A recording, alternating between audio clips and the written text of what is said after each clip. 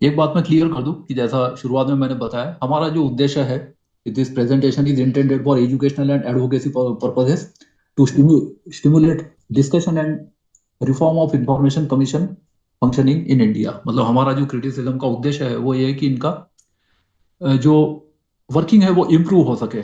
इस तरह से एक पॉजिटिव व्यू से हमने ये इसमें क्रिटिसिज्म हम कर रहे हैं, क्योंकि कोर्ट के बराबर इनको पावर है, लेकिन इनको कंटेम्प्ट के लिए कोई पनिशमेंट का पावर नहीं है, और वो केवल हाई कोर्ट या सुप्रीम कोर्ट ही कर सकता है। लेकिन जो कमीशन का वर्किंग है वो इम्प्रूव किया जा सके, ताकि जिस उद्देश्य के लिए इनकी स्थापना हुई है वो पूरे हो सके।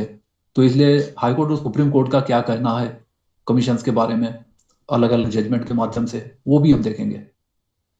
अब इसमें जो इम्पोर्टेंट कंसर्न्स है, जैसा मैंने बताया कि 6 अलग अलग पार्ट में हम इसको देखेंगे कि जो 5 क्रिटिकल एरियाज है, प्लस रिमूवल भी मैंने ऐड किया है इसमें। तो क्वेश्चनेबल अपॉइंटमेंट्स, कि किस तरह से इनके अपॉइंटमेंट होते हैं। अंडरमाइनिंग एक्सपर्टाइज एंड इंडिपेंडेंस, क्योंकि इसी से पता चलता है कि वो सभी एरिया से आते हैं या केवल ब्यूरोक्रेसी से आते हैं, उनका एक्सपर्टाइज क्या है, किस एरिया में होना चाहिए, और वो इंडिपेंडेंटली काम कर पाते हैं या नहीं। दूसरा, arbitrary and legally flawed decision by information commissions. कई बार लोग अपील करते हैं, कई लोग अपील करना अफोर्ड भी नहीं कर पाते हैं, टाइम भी बहुत ज़्यादा लगता है। तो फिर जो 10 रुपए में एक जस्टिस एट डोर स्टेप की जो कंसेप्ट थी, वो किस हद तक साकार हो पाई है और इसका वर्तमान में क्या स्थिति है, ये हम देखेंगे। Massive pendency creating justice delayed and denied. अब इसमें किस सूचना आयोग में कितनी पेंडेंसी है, कितने हजार कितने लाख अपील्स या कंप्लेंट्स पेंडिंग है, इसका काफी अच्छा स्टैटिस्टिक्स सतर्क नागरिक संगठन ने इकट्ठा किया है। अंजलि भारद्वाज मैडम ने अपनी पिटिशन में सुप्रीम कोर्ट में डिटेल में ये सुप्रीम कोर्ट के सामने ये सब चीजें रखा है, और इसलिए कुछ 2019 से लेकर 2023 तक कई ऑर्डर्स भी इस मामले में सुप्रीम कोर्ट ने जारी की है। Severe resource constraints hampering effectiveness. एक तो पद सृजित नहीं है, जो पद सृजित है वो पूरे भरे नहीं गए हैं, उसके अलावा स्टाफ, बजट, ये सब सूचना आयोगों की जो समस्या है वो भी हम इसमें देखेंगे। रिमूवल का चूंकि एक ही केस हुआ है तो वो भी हम देखेंगे। इम्पीचमेंट तो नहीं कह सकते उसको, क्योंकि लेजिस्लेचर नहीं करता, लेकिन एक राज्यपाल हटा सकता है और सुप्रीम कोर्ट की जांच के बाद ही हटा सकता है। तो वो सेक्शन 14 और 17 की प्रक्रिया क्या है वो हम देखेंगे। And threats to institutional independence and autonomy. तो इसमें जो इनकी स्वतंत्रता है या ऑटोनॉमी है, जो चुनाव आयोग के बराबर होनी चाहिए, ऐसा इनिशियली प्लान किया गया था जब ये एक्ट पास हुआ था, और इसमें किस तरह से कमी आई है 2019 के संशोधन के बाद, वो हम देखेंगे। सबसे पहले हम अपॉइंटमेंट की बात करते हैं कि जो लीगल फ्रेमवर्क है, तो ओरिजिनल विजन ये था कि चुनाव आयोग के बराबर इनके पावर्स रहेंगे, और आरटीआई एक्ट में मैंडेट है कि information commission should be persons of eminence in public life with the knowledge and experience in various fields including law, science, technology, social service, management, journalism, mass media और administration. इसमें एक या एक से ज्यादा में उनका एक्सपर्टाइज हो। ये मामला जब नमित शर्मा वाले केस में गया था, तो सुप्रीम कोर्ट ने ऐसा किया कि ये रिटायर्ड जजेस ही होने चाहिए। अब इस जजमेंट से सेंट्रल गवर्नमेंट एग्रीड हो गई। सेंट्रल गवर्नमेंट ने वो चैलेंज किया रिव्यू में, और सुप्रीम कोर्ट को अपना ऑर्डर बदलना पड़ा। Union of India versus Namit Sharma का जो रिव्यू केस था, रिव्यू में फिर सुप्रीम कोर्ट ने अपना स्टेटमेंट वापस लिया, ऑर्डर का वो कुछ पैरा बदल दिए, और उसमें कहा कि ये जज होना जरूरी नहीं है, लेकिन किसी भी फील्ड से हो सकता है, क्योंकि पार्लियामेंट ने ही ऐसा चाहा है। तो इसमें जो भी फील्ड है तो उसमें केवल ब्यूरोक्रेसी से ना हो, बल्कि अलग अलग फील्ड से हो। उत्तराखंड में भी केस हुआ था। शत्रुघ्न सिंह साहब जब 2016 में बने थे, रिटायर्ड चीफ सेक्रेटरी थे, और वो सीआईसी बने, तो उनका अपॉइंटमेंट भी चैलेंज किया गया था। उसमें नैनीताल हाईकोर्ट ने भी यही कहा था कि he is not in eligible, क्योंकि ब्यूरोक्रेट है, आईएएस ऑफिसर है, तो हम उनको पब्लिक एडमिनिस्ट्रेशन एडमिनिस्ट्रेशन का एक्सपर्ट मान सकते हैं। तो he is not in eligible, लेकिन दूसरे भी फील्ड से आयुक्त अपॉइंट किए जाए। और नॉर्मली ऐसा होता है कि पत्रकार है, या फिर जो रिटायर्ड, या फिर जो प्रैक्टिसिंग एडवोकेट है, तो अलग अलग फील्ड से भी आयुक्त अपॉइंट किए जाते रहे उत्तराखंड में, क्योंकि 4-5 आयुक्त होते हैं, तो इसमें अलग अलग फील्ड से अपॉइंटमेंट किए जाते हैं। अब वास्तविकता यदि हम देखें, इसमें माइक में बंद कर रहा है। यस। तो रियलिटी ये है कि जो अपॉइंटमेंट्स हैं, ये अलग अलग फील्ड से करने की बजाय कई बार केवल ब्यूरोक्रेसी से ही की जाती है। तो एक रिवार्ड की तरह दी जाती है, to reward retired bureaucrats and political loyalist, कि जो अपने पार्टी की विचारधारा से सहमत हो, चाहे वो बीजेपी हो, कांग्रेस हो, कोई भी पार्टी हो, अपने अपने पार्टी के लोगों को पसंद करते हैं। तो ये पार्टीसन एटीट्यूड भी हमको देखने में मिलता है, rather than selecting independent experts committed to transparency. तो ये अपॉइंटमेंट में कई बार देखने में आया है और इसकी वजह से इस प्रक्रिया पर भी सवाल उठे हैं। और ये प्रक्रिया में क्या ट्रांसपेरेंसी होनी चाहिए, इसमें भी सुप्रीम कोर्ट ने गाइडलाइंस इशू की है। अब इसमें जो लैक ऑफ ट्रांसपेरेंसी ये अलग अलग प्रक्रिया में हमको दिखता है, इसमें सबसे पहला है selection process. The selection committees meet behind closed doors with no public disclosure of criteria applied। कि इनका भी वो कोलिजियम की तरह ही सीक्रेट हो गया है कि क्या हुआ है कुछ पता नहीं चलता है, सीधा रिजल्ट बाहर आ जाता है, ये क्या इंटरव्यू लेते हैं नहीं लेते हैं कुछ पता नहीं किसी को। No transparency about qualifications of candidates considered. कभी कभी बायोडाटा वगैरह मांगे भी जाते हैं, आरटीआई में भी कुछ लोग मांगते हैं, तो इसमें कोई चीज़ें सामने आती नहीं है। तो कोई ट्रांसपेरेंसी क्वालिफिकेशंस के बारे में नहीं है। ठीक है, ऐड में कोई लिखा नहीं है कि वो होना चाहिए ग्रेजुएट, पोस्ट ग्रेजुएट, पीएचडी, ऐसा कुछ भी लिखा नहीं है, लेकिन पर्सन्स ऑफ एमिनेंस है। तो ये बहुत ही रफ क्राइटेरिया है और नमित शर्मा ने अपने पिटीशन में ये मामला सुप्रीम कोर्ट में उठाया था। Shortlist and evaluation parameters are never made public, कि किस तरह से उनका स्क्रीनिंग होती है, स्क्रूटिनी होती है, और उनके इवैल्यूएशन के पैरामीटर्स क्या है, किस चीज को कितना वेटेज दिया जाता है, जो लगभग सभी पब्लिक अपॉइंटमेंट्स में होना चाहिए, तो वो कभी सामने नहीं आता है। And no justification provided for final selection, कि जो सिलेक्ट किया गया उनको क्यों किया गया, या जिनको रिजेक्ट किया गया उनको क्यों नहीं सिलेक्ट किया गया, इसके कारण कभी सामने नहीं आते। तो रिसर्च ये है कि जो institutions meant to promote transparency are themselves created through opaque processes transforming public confidence from the very beginning.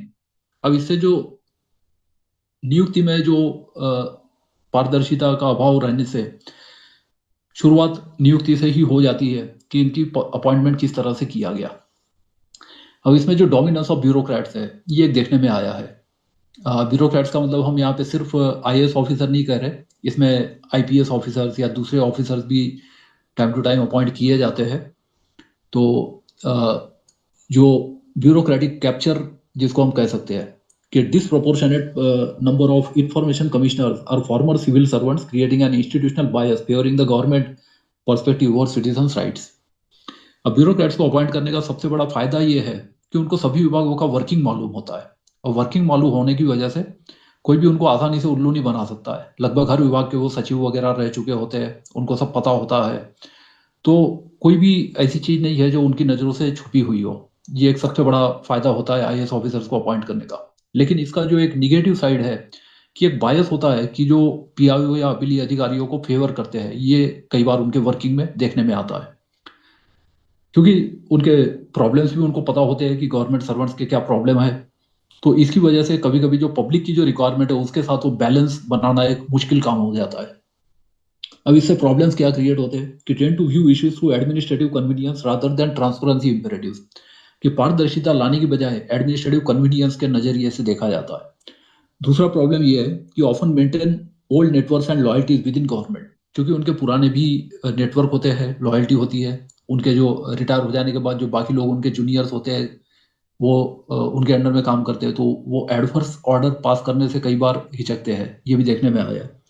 May be reluctant to challenge bureaucratic culture of secrecy, क्योंकि शुरुआत से ही ये तो बहुत 1923 के बाद ऑफिशियल सीक्रेट्स एक्ट के बाद ये कानून आया है, तो इतना बड़ा क्रांतिकारी परिवर्तन आया है, तो वो धीरे धीरे धीरे चेंज होता है। जैसे हाथी धीरे धीरे चलता है, वैसे ब्यूरोक्रेसी में भी जो चेंजेस होते हैं वो धीरे धीरे धीरे ही आते हैं। Like diverse perspective from civil society, media, academia and law. तो इसमें बाकी जगह से जो अपॉइंटमेंट होने चाहिए कि जो पत्रकार है, सिविल सोसाइटी के लोग हैं, एकेडेमिया है, या लॉ से है, लीगल फील्ड से है, ये जो होना चाहिए, ये डाइवर्सिफिकेशन कई स्टेट्स में देखने में नहीं आ रहा है। खास करके जहाँ पर कम आयुक्त है या जहाँ पर एक या दो ही आयुक्त है, तो वहाँ पर फिर they are always from bureaucracy. दूसरा पॉलिटिकल इंटरफियरेंस। तो पॉलिटिकल इंटरफियरेंस भी होता है कि पार्टीसन एटीट्यूड है, या फिर जो पॉलिटिकल विचारधारा को फेवर करते हैं, क्योंकि मेजोरिटी से सिलेक्शन होता है और प्राइम मिनिस्टर या चीफ मिनिस्टर सिलेक्शन कमेटी में होते हैं, और दो सरकार के होते हैं, एक विपक्ष का नेता होता है या सिंगल लार्जेस्ट पार्टी का। तो इसमें पॉलिटिकल कंसिडरेशन भी होता है कि multiple instances where commissioners appointed have clear political affiliations और have served in politically sensitive positions immediately before appointment. तो कई बार ये भी होता है कि वो पॉलिटिकल पोजीशन में भी काम करने के बाद फिर वो सूचना आयुक्त या मुख्य सूचना आयुक्त बन जाते हैं, ये भी देखने में आया है। This compromises independence when commissioners owe their positions to political patronage, their ability to rule against government interest becomes questionable। तो फिर ये सवाल उठता है कि क्या गवर्नमेंट के खिलाफ वो निर्णय देंगे या नहीं देंगे, क्योंकि पॉलिटिकल अफिलिएशन होता है, ये बहुत स्ट्रांग होता है। So the spirit of the RTI act demands independence, but the appointment process often ensures dependence. तो ये पॉलिटिकल डिपेंडेंस बन जाता है या कभी कभी पॉलिटिकल इंटरफियरेंस भी होता है। और पॉलिटिकल पार्टीज जो है वो हमने देखा है कि सभी पॉलिटिकल पार्टीज आरटीआई के खिलाफ है, क्योंकि खुद वो इनर पार्टी डेमोक्रेसी या इनर पार्टी इलेक्शंस तो होते नहीं है, हमेशा वो पहले ऊपर से नीचे की तरफ अपॉइंटमेंट होते हैं instead of from bottom to top. और दूसरा ये कि आरटीआई के दायरे में आते नहीं है, और सीआईसी ने ऑर्डर दिया था वो भी चैलेंज है और वो पेंडिंग है सुप्रीम कोर्ट के सामने। तो लेजिस्लेशन में भी कुछ चेंज इसमें किए नहीं गए कि पॉलिटिकल पार्टी को इसके दायरे में लाया जाए। फिर आगे हम देखते हैं कि जो 2019 का जो अमेंडमेंट आया है, ये भी वैसे सुप्रीम कोर्ट में चैलेंज है, मामला सब जुडिस है अभी। इसमें जो चैलेंज किया गया, इसमें जो मेजर सेटबैक था, क्योंकि ये अमेंडमेंट एक्ट बना जिसमें सेक्शन 13 और सेक्शन 16 में चेंज किए गए, प्लस रूल्स भी बने हैं 2019 के। तो ये जो 2019 के रूल्स है उसमें कुछ पावर है जो सेंट्रल गवर्नमेंट ने अपने तरफ ले ली है, उसको भी कुछ स्टेट्स का रेजिस्टेंस है कि it is against the federal structure, कि जो हमारा मूलभूत ढांचा है संविधान का उसके खिलाफ है, and therefore they are unconstitutional. इस तरह की आर्गुमेंट सुप्रीम कोर्ट में प्लीडिंग में की गई है। So the RTI Amendment Act 2019 gives the central government power to determine the tenure and service conditions of information commissioners, replacing the statutory provisions that ensured independence। अब ये जो change हुआ है उसकी वजह से चुनाव आयोग और सूचना आयोग इसमें बहुत फर्क आ गया है। पहले जो था कि चुनाव आयोग के बराबर रहेगा, लेकिन चुनाव आयोग में तो वो तो संवैधानिक है, वो तो संविधान में लिखा है। सूचना आयोग का तो संविधान में कुछ भी नहीं लिखा है, वहां तो राइट टू इन्फॉर्मेशन भी नहीं है, वो भी 19 में इम्प्लिसिट तरीके से है। अब इसका जो इम्पैक्ट हुआ है 2019 के संशोधन का, कि commissioners now have serve at the pleasure of the government, they are meant to oversee, और टेन्योर भी कम कर दिया गया, 5 साल की बजाय 3 साल कर दिया गया। Reduces institutional autonomy and creates subtle pressure to conform. तो एक तरह का प्रेशर भी रहता है कि जो भी है जैसा चल रहा है चलने दो, कुछ भी नया या क्रांतिकारी कोई भी कदम नहीं उठाना। Quoted is the principle that vital institutions need security of tenure। एक इंदर कुमार गुजराल जब प्राइम मिनिस्टर थे तब एक मामला हुआ था जिसमें सीबीआई डायरेक्टर को हटा दिया गया था और काफी हंगामा हुआ था, और फिर सुप्रीम कोर्ट ने भी उसमें इंटरवीन किया था एक केस के थ्रू, और उसके बाद फिर सिक्योरिटी ऑफ टेन्योर का कानून पास कर दिया गया, और सेंट्रल विजिलेंस कमीशन एक्ट 2003 में प्रावधान किया गया कि अपॉइंटमेंट के बाद 2 साल तक सीबीआई डायरेक्टर को हटाया नहीं जा सकता सुप्रीम कोर्ट के इंटरवेंशन के बिना। तो ये जो कर दिया गया, तो उस तरह से सिक्योरिटी ऑफ टेन्योर दिया गया सीबीआई डायरेक्टर को। यहाँ पर ऐसा कुछ भी नहीं है। Has been widely criticised by transparency advocates and civil society. तो ये जो है ये मामला फिलहाल सुप्रीम कोर्ट में पेंडिंग है और चल ही रहा है 6 साल से, अभी तक इसमें कोई खास प्रगति हुई नहीं है। अब इसमें जो रिडिकुलस डिसीजन कि जो निर्णय सूचना आयोग जो देते हैं, इसमें क्या क्या लीगल इन्फॉर्मेटिव है, तो यहाँ हम देखेंगे कि सुप्रीम कोर्ट का क्या करना है, हाई कोर्ट का क्या करना है, और जो अपलीरेंट्स है वो किस तरह से निराश होते हैं सूचना आयोगों से। सो information commissioner have numerous orders that display poor legal reasoning. एक तो रीजन और स्पीकिंग ऑर्डर नहीं होते जिससे उनके क्वैश होने का चांसेस बढ़ जाते हैं, आर्बिट्ररी एप्लीकेशन ऑफ लॉ, और complete misunderstanding of RTI provisions, कि मनमाने ढंग से ये निर्णय पास करना, सेक्शंस या क्या कारण है लॉजिकल रीजनिंग वो भी नहीं देना, और आरटीआई के प्रावधानों का भी समझ कई बार इनको नहीं होता है। अब इसकी वजह से जो लीगल एरर होती है वो क्या होती है, 5 तरह की अलग अलग एरर्स इसमें देखी गई है, कि refusing information, citing exemptions that don't apply. तो इसका भी एनालिसिस करना चाहिए कि कितने मामलों में सूचना दी गई, कितने मामलों में सूचना नहीं दी गई।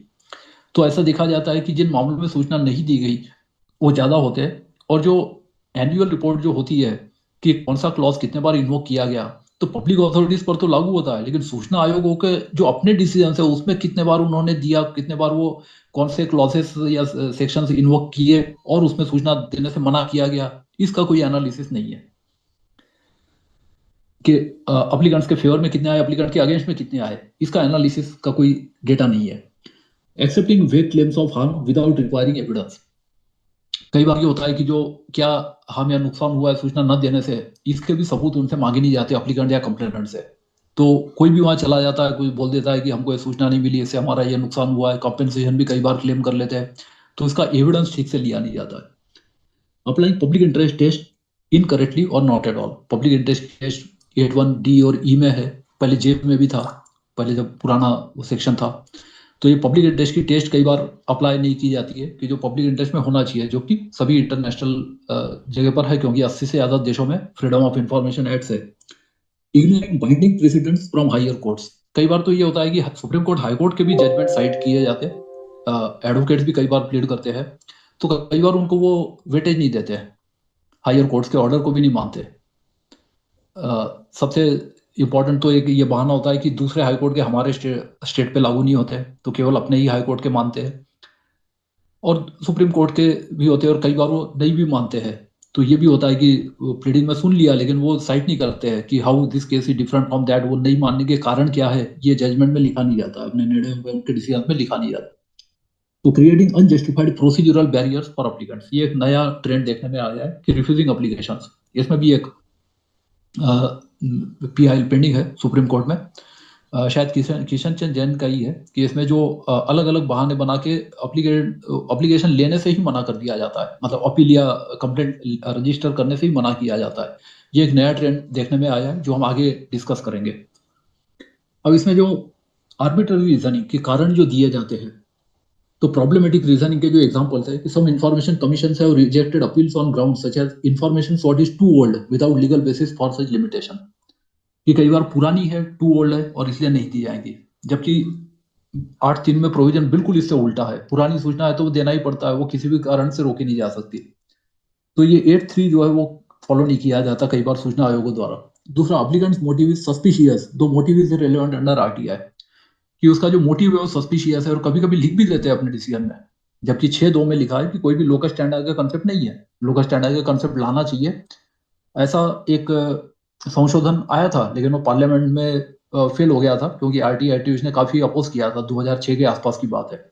तो 6(2) की वजह से कहीं पर भी ये रीजन नहीं देना पड़ता है। जुडिशियरी ने कुछ एक्सेप्शन इसके क्रिएट किए हैं, जो 81D, ई और जे में, कि जहाँ पे पब्लिक इंटरेस्ट साबित करना पड़ता है।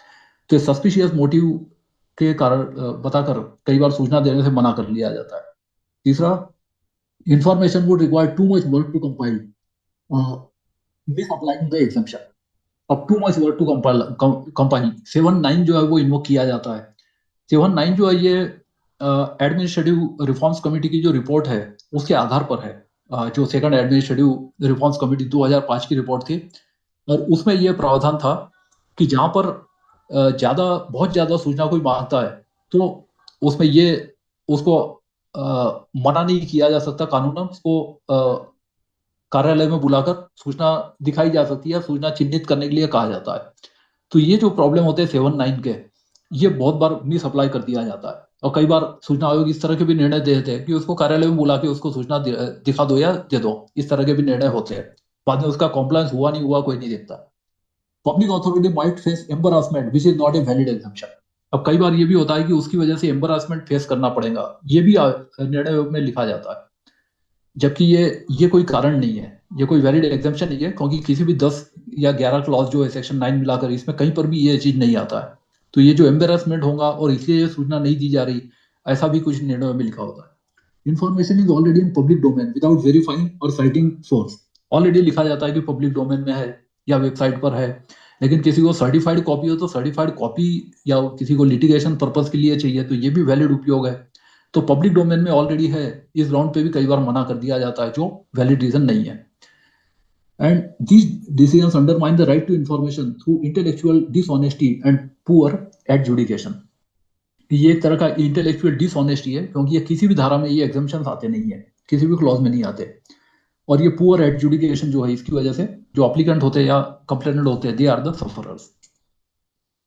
कुछ दूसरे केसेस है जिसमें इनकंसिस्टेंसी अक्रॉस कमीशंस। अब हम यदि कमिश्नर्स के आपस के जो निर्णय है वो देखें, कि एक ही आयोग में एक से ज्यादा कमिश्नर होते हैं, तो उसमें भी अलग अलग आयुक्त अलग अलग टाइप का निर्णय देते हैं।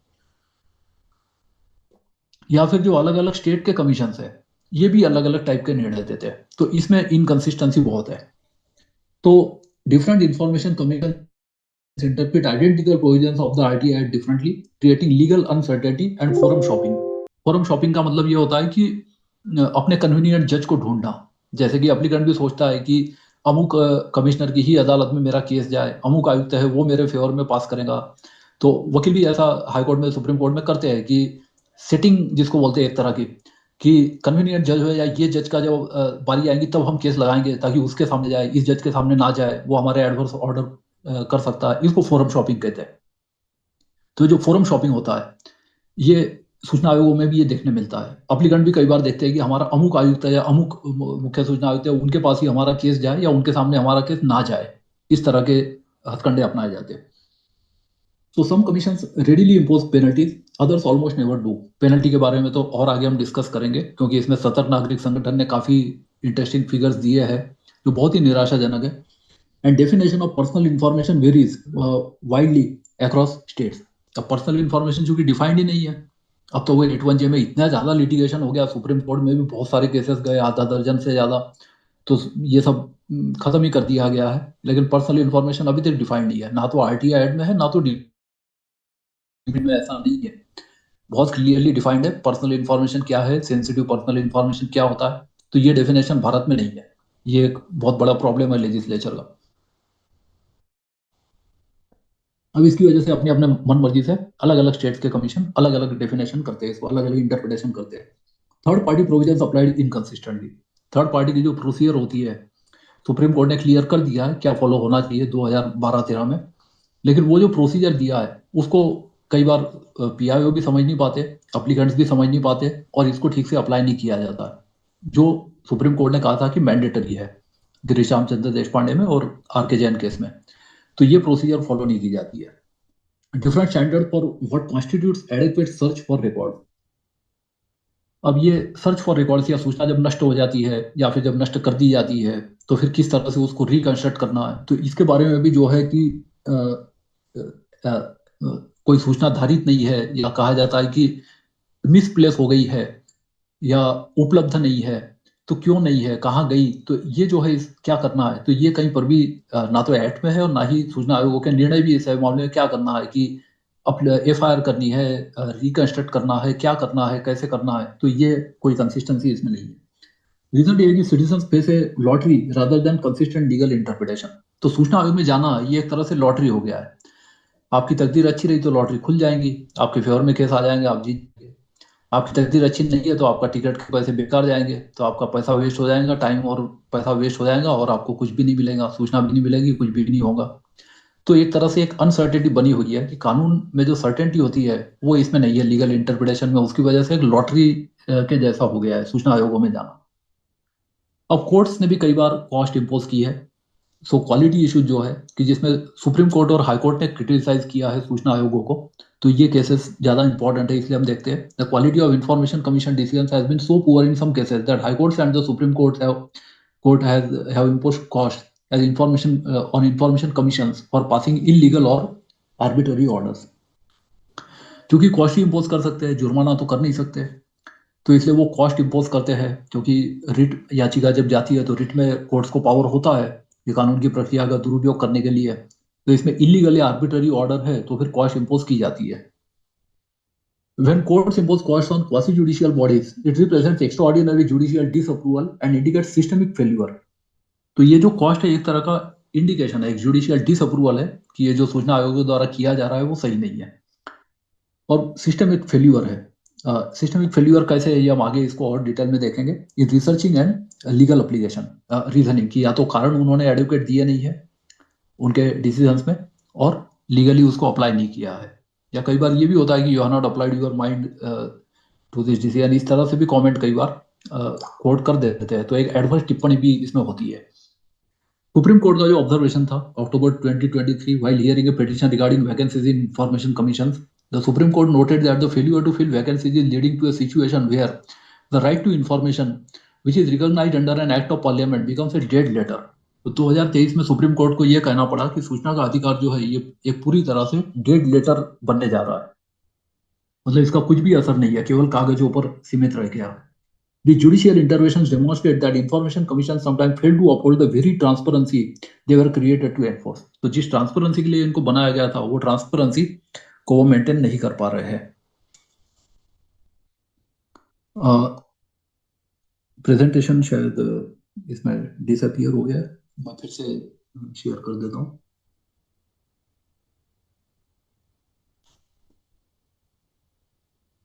प्रेजेंटेशन दिख रहा है आपको? हाँ यस, अब आ गया ठीक से। यस, नेटवर्क डिस्कनेक्ट हो गया था, और फिर से एक बार शेयर कर देता हूँ। अभी तक सर आया नहीं। हाँ अब आ जाएगा, नेटवर्क डिले 5-10 सेकंड के बाद आ जाएगा। ओके, हाँ मुझे अपने सेकंड डिवाइस पे दिख रहा है, तो आपको भी दिखाई हाँ देगा। सर, सर दिख रहा है जी। हाँ जी। तो अब इसमें फरवरी 2019 का सुप्रीम कोर्ट का जजमेंट है कि supreme court rule in a PIL regarding non appointment of information commissioners. Anjali Bhardwaj के बहुत सारे केसेस है, तो उसमें सुप्रीम कोर्ट ने 2019 में कहा था कि proper functioning of commission with adequate number of commissioners is vital for effective implementation of the RTI act. और इसलिए सूचना आयोग की टाइम बाउंड नियुक्ति करने के लिए भी कहा गया, and number of commissioners required should be determined based on workload. और ये वर्कलोड के आधार पर स्टेट को तय करना चाहिए, क्योंकि 11 का तो प्रोविजन है, एक सीआईसी प्लस 10 आईसी, लेकिन पूरे 11 कैपेसिटी जो है मैक्सिमम, ये फिल्ड नहीं होता है। तो अलग अलग जगह पर अलग अलग पद सृजित किए गए हैं, क्योंकि सैलरी भी बहुत होता है, करीब 2.5 लाख, बेसिक वो लगभग 4 लाख तक पर मंथ हो जाता है एक एक आयुक्त का। If commissioner don't function with adequate commissioners, it negates the very purpose of the RTI law. कि अब यदि ठीक से फंक्शन नहीं करते हैं पूरे संख्या बल के साथ, तो आरटीआई एक्ट का जो पर्पस है, जो इम्प्लीमेंटेशन है, वो सफर करता है। ये सुप्रीम कोर्ट का कहना था। इसके बाद फिर 2023 में चूंकि इम्प्लीमेंटेशन नहीं हुआ, तो फिर से यह मामला सुप्रीम कोर्ट में गया। तो direction on timely appointments, supreme court का कहना था, we would also like to impress upon the respondents to fill up vacancies in future without any delay. For this purpose it would be apposite that the process for filling up of a particular vacancy is initiated 1 to 2 months before the date on which the vacancy is likely to occur. अब जब retired है, generally बहुत कम ऐसा cases है कि जहां पर resignation या डेथ हो। तो जो रेसिग्नेशन या डेथ नहीं है, तो वहां पर जब टेन्योर कंप्लीट होता है, तो 5 साल या 3 साल जब पूरे होने के बाद ये पहले से ही पता होता है कि ये पोस्ट खाली होने वाली है, तो 1 या 2 महीने पहले से शुरू क्यों नहीं किया जा सकता? ये सुप्रीम कोर्ट का कहना था, जो पिटिशन में कहा था, और वही सुप्रीम कोर्ट ने अप्रूव किया।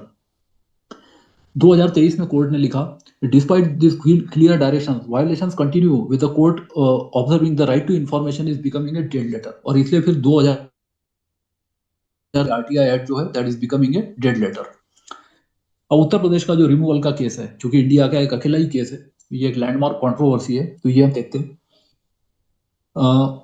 इसका बैकग्राउंड ये है कि retired justice M A Khan, former Allahabad high court जज, ये इलाहाबाद हाईकोर्ट से रिटायर होने के बाद इनको सूचना आयुक्त बनाया गया उत्तर प्रदेश में, was appointed as the first state chief information.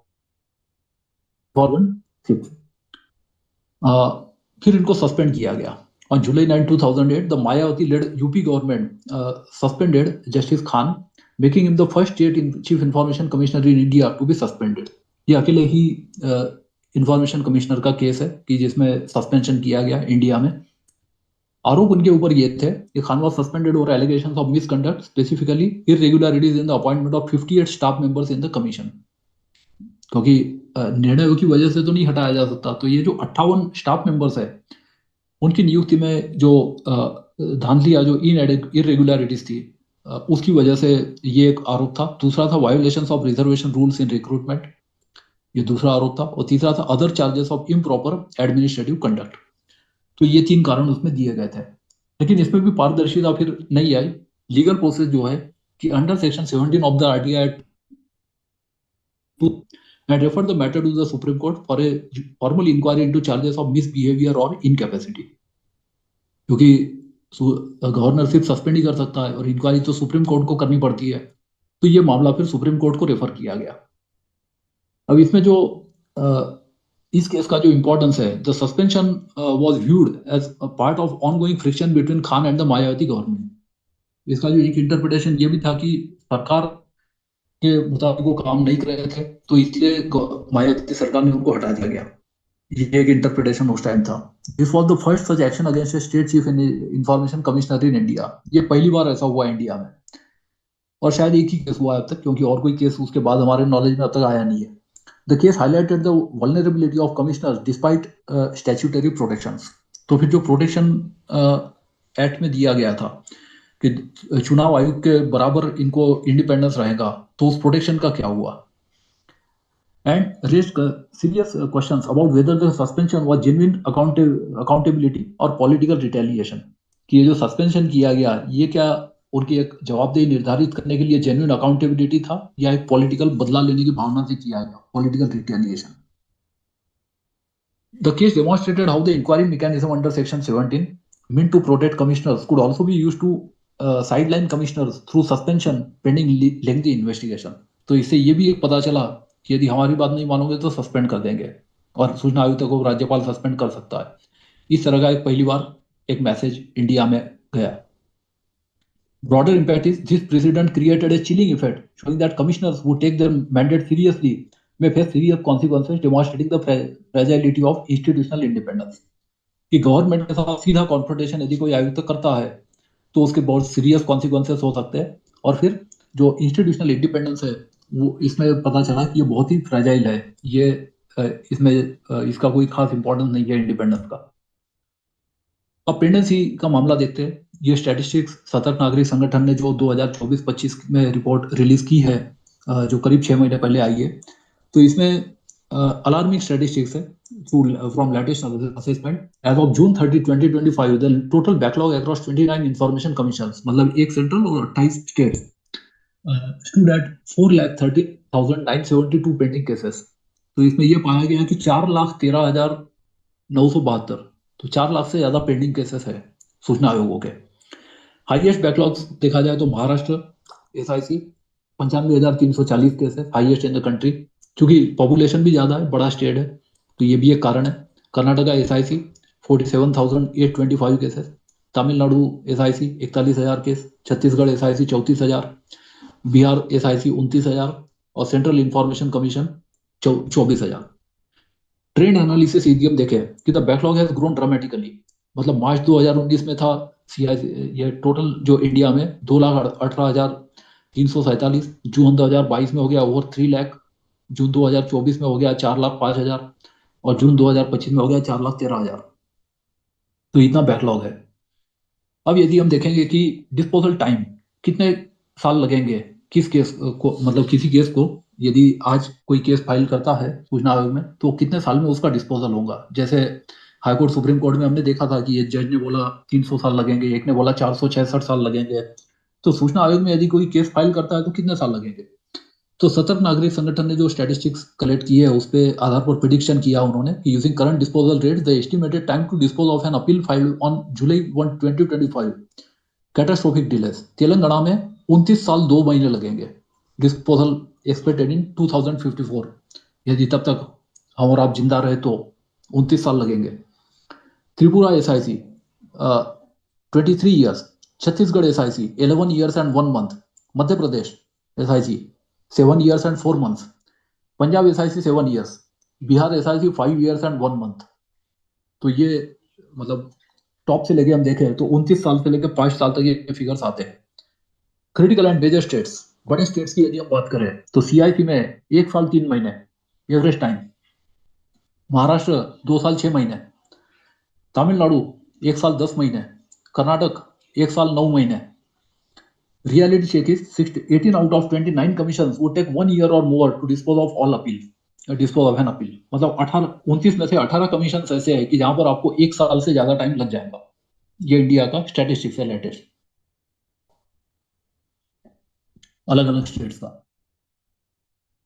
अब इसमें वैकेंसी क्राइसिस की जो नॉन फंक्शनल कमीशन है, ये अंजलि भारद्वाज ने भी अपने पिटिशन में सुप्रीम कोर्ट में प्रस्तुत किए हैं, और सतत नागरिक संगठन ने अपनी 2024-25 में ये लेटेस्ट अपडेट जो दिया है कि कंप्लीटली डिफंक्ट, कि जो बिल्कुल ही काम नहीं कर रहा है। झारखंड का जो लेटेस्ट केस है, झारखंड से हमारे वेबिनार में भी कई लोग पार्टिसिपेट करते रहते हैं और हम सिचुएशन जानते हैं कैसी है। Defunct since May 8, 2020, more than 5 years without any commissioner. और ये हाईकोर्ट में, सुप्रीम कोर्ट में भी मामले चल रहे हैं अपॉइंटमेंट के। People have had no RTI appellate mechanism for over 5 years, 5 साल से ज्यादा कमीशन ने काम नहीं किया वहां पे। Despite Supreme Court directions in January 2025 with 9-week deadline, Commission remains defunct. Supreme court का ऑर्डर भी नहीं मान रहे। देखो, 9 हफ्ते के अंदर करना है। 9 हफ्ते की डेडलाइन दे दिया गया जनवरी 2025 में। 9 हफ्ते से ज्यादा हो गया। अब तो जनवरी 2026 आ गया। 1 साल से पालन नहीं हुआ है और चल रही है प्रक्रिया। Himachal Pradesh SIC became defunct on July 3, 2025, non-functional for 3 months as of October 2025। ये हिमाचल प्रदेश का है। बाकी जो स्टेट्स है कि जो 2024-25 में डिफंक्ट हो गए, इसमें त्रिपुरा कोई भी सूचना आयुक्त नहीं, और जब सूचना आयुक्त नहीं है तो बस बाकी स्टाफ काम करते रहता है, केसेस कुछ नहीं डिसाइड होते, सैलरी चलते रहता है, जैसे उत्तराखंड में लोकायुक्त में चल रहा है। So Tripura is defunct for over the 3 years, July 2021 to December 2024। Telangana का जो SIC है defunct for over 2 years, February 2023 to May 2025। Goa का है defunct for over 6 months, March 2024 to September 2024, and Madhya Pradesh defunct for nearly 6 months, March 2024 to September 2024। ये other states है कि जहां पर 0 आयुक्त रहे 2025 में। हेडलेस कमीशंस, हेडलेस का मतलब जहां पर CIC नहीं है, केवल आयुक्त है, क्योंकि एक्ट में तो ये लिखा है कि there shall be SIC and, और ये एंड का बड़ा स्ट्रिक्ट इंटरप्रिटेशन किया था जस्टिस VK बिष्ट ने उत्तराखंड में नैनीताल हाईकोर्ट में, कि कम से कम एक आयुक्त और सूचना आयुक्त होना चाहिए, और यदि अकेला CIC है तो काम नहीं कर सकता, और अकेला आयुक्त है तो वो भी बिना CIC के काम नहीं कर सकता।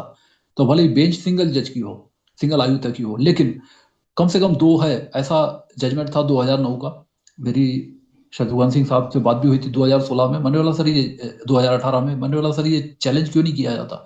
बोले लिमिटेशन पीरियड तो हो गया। मैंने बोला कोई बात नहीं, सुप्रीम कोर्ट का निर्णय, सुप्रीम कोर्ट में चैलेंज कर सकते हैं हाई कोर्ट के निर्णय को, क्योंकि now we are being affected. क्योंकि ऐसा हुआ कि वो अकेले ही रह गए थे और करीब 3 महीने, क्योंकि उनके साथ कोई और IC नहीं था, और 3-4 महीने सुनवाई हुई ही नहीं जब तक कि गवर्नमेंट ने 2 SIC अपॉइंट करके नहीं भेजे।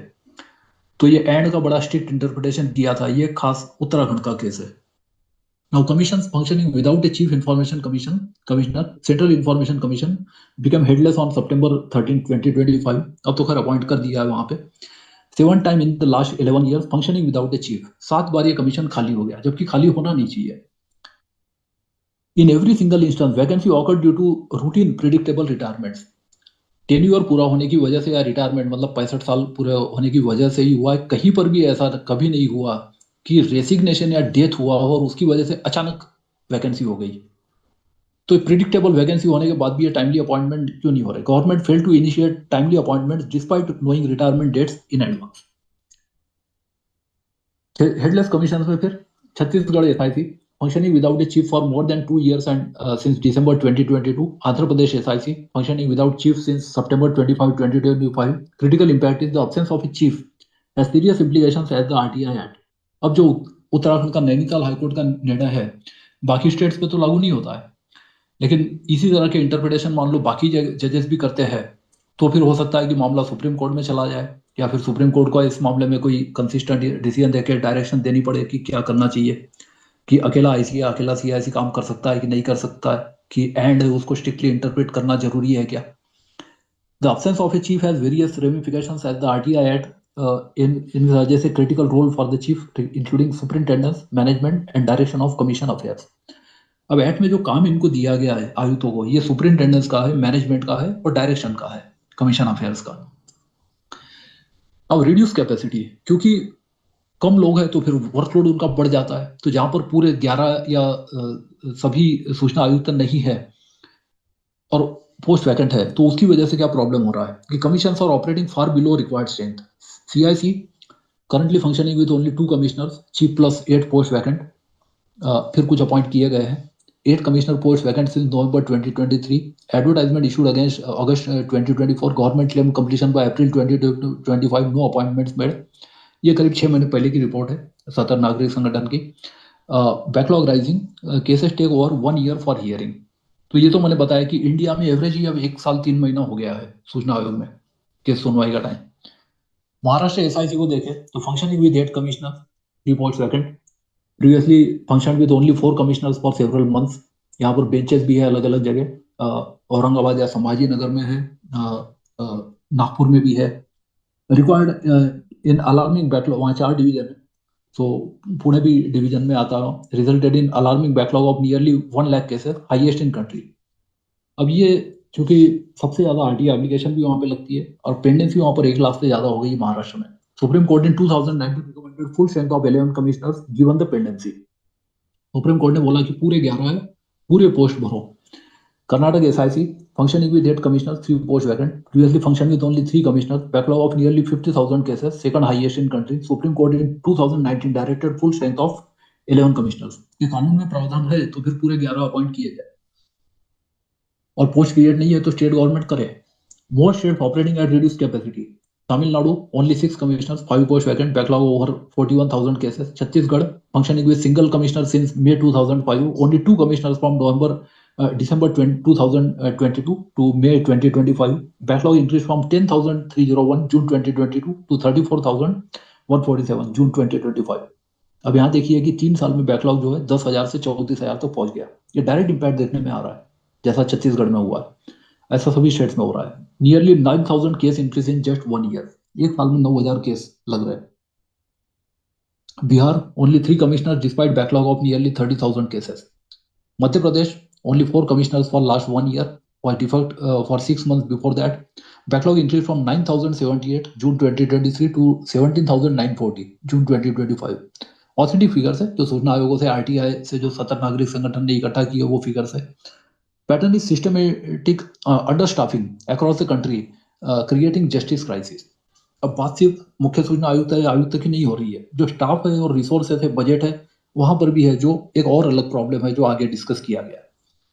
Now the practice of returning appeals, ये एक नया ट्रेंड है जो सुप्रीम कोर्ट के सामने अभी सब जुडिस है। ये चैलेंज किया गया कि सीआईसी इतनी एप्लीकेशंस क्यों लौटा रहा है।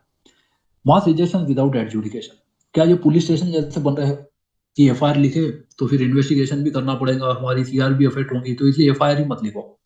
तो एफआईआर लिखाना जैसा मुश्किल हो रहा है, उसी तरह का एक ट्रेंड आयोगों में भी देखने आ रहा है, और इस तरह से सूचना आयोगों को बिल्कुल पुलिस थाने की तरह एक बना रखा है कि एफआईआर हम नहीं लेंगे। उस तरह से यहाँ पे हो गया कि अपील और कंप्लेंट हम नहीं लेंगे। Between July 2024 and June 2025, 51,148 appeals complaints were returned by 9 information commissioners without passing any orders. 9 commission ने 51,000 रिटर्न कर दिए अब अपील या complaints. Commission returning highest numbers, Maharashtra SIC 23,509 return. मतलब पेंडेंसी जो हमने देखा वो है जो रजिस्टर हो गए, जिनको नंबर मिल गए, जिनके रिटर्न ही कर दिए, लिए लेने से इनकार कर दिए। तो ये भी हमको देखना चाहिए कि ये क्यों हो रहा है और ये ट्रेंड बढ़ता क्यों जा रहा है। क्या ये पुलिस स्टेशन की तरह बनते जा रहे हैं। तो 23,509 return, nearly 43% of cases received, मतलब 43% रिसीव किया, 57% रिजेक्ट कर दिए। सीआईसी सेंट्रल में 11,993 रिटर्न, 59% ऑफ केसेस रिसीव्ड, मतलब महाराष्ट्र में 57 रिटर्न किए तो यहाँ पर जो 43 कर किए रिटर्न, तो यहाँ पे 59% ऑफ केसेस। बिहार में जो है 8,729 रिटर्न किए गए, जो लगभग 69% है। Karnataka SIC 4,886 return, Gujarat SIC 1,489 return. तो इस तरह से ये एक नया ट्रेंड देखने में आ रहा है जो बहुत ही डरावना चेंज है। तो सीआईसी स्कैंडल, सीआईसी चूंकि ये मामला तो सुप्रीम कोर्ट के सामने भी है, तो ये सब बातें सुप्रीम कोर्ट के सामने रखी गई है पीआईएल में, मामला अभी पेंडिंग है। So CIC returned nearly 12,000 appeals while registering only 20,300. For calendar year 2024, 38% of appeal received were returned. Of cases returned, 95% were never resubmitted by applicants. अब ये देखिए कि कितनी निराशा लोगों में हो जाती है कि जो रिटर्न किया गया, ठीक है, उनका एक स्क्रूटिनी ऑफिसर होता है, विधि अधिकारी होता है, और वो स्क्रूटिनी करता है और कुछ ऑब्जेक्शन लगाता है कि आपके उसमें एनेक्सर नहीं है, ये कॉपी नहीं है, या वो नहीं है, या 10 रुपए पेमेंट का प्रूफ नहीं है, जो भी उसको लिखना है, स्टैंडर्ड चेकलिस्ट होती है, तो वो देख के वो लगा के भेज देता है। उसमें 95% केसेस जो है वो वापस नहीं आते, जबकि वो डिफेक्ट रिमूव करके वो वापस लाए जा सकते हैं। लेकिन लोग कितने निराश हो जाते हैं ये हमको देखने में आता है कि उसमें से 5% ही रिटर्न आते हैं। This suggest people give up rather than rectified deficiencies.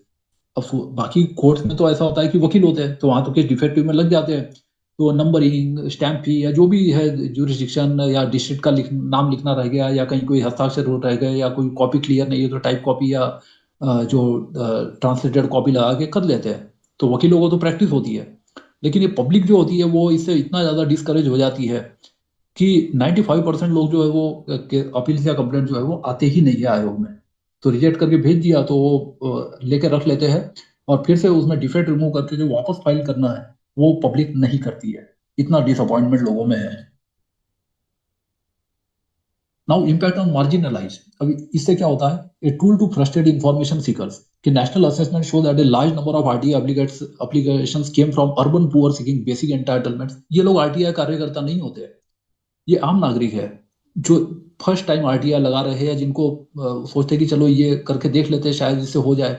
तो उनको ज्यादा पता भी नहीं होता एप्लीकेशन ड्राफ्टिंग वगैरह भी जिनको नहीं आता है। तो उस पब्लिक पर क्या इम्पैक्ट पड़ता है कि urban poor seeking basic entitlements, rural household seeking information about government schemes and marginalise communities वो कैनॉट अफोर्ड लॉयर्स।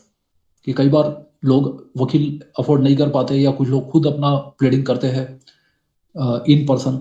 तो इन पर्सन एडवोकेट से भी करते हैं। तो ये लोग होते हैं जो इससे सबसे ज्यादा फ्रस्ट्रेट होते हैं या परेशान होते हैं। अब प्रॉब्लम ये है कि appeals return for minor procedural deficiency, missing index, page number, जैसा मैंने बताया कि माइनर डिफेक्ट होते हैं और कोर्ट में तो वकील बड़ी आसानी से ये रिमूव कर देते हैं। कोर्ट में रिटर्न नहीं करते, वो पड़े रहती है रजिस्ट्री में, वकील घूमते घामते जब पहुंच जाते हैं वहां पे रजिस्ट्री में, वहां जाके रिमूव कर देते हैं।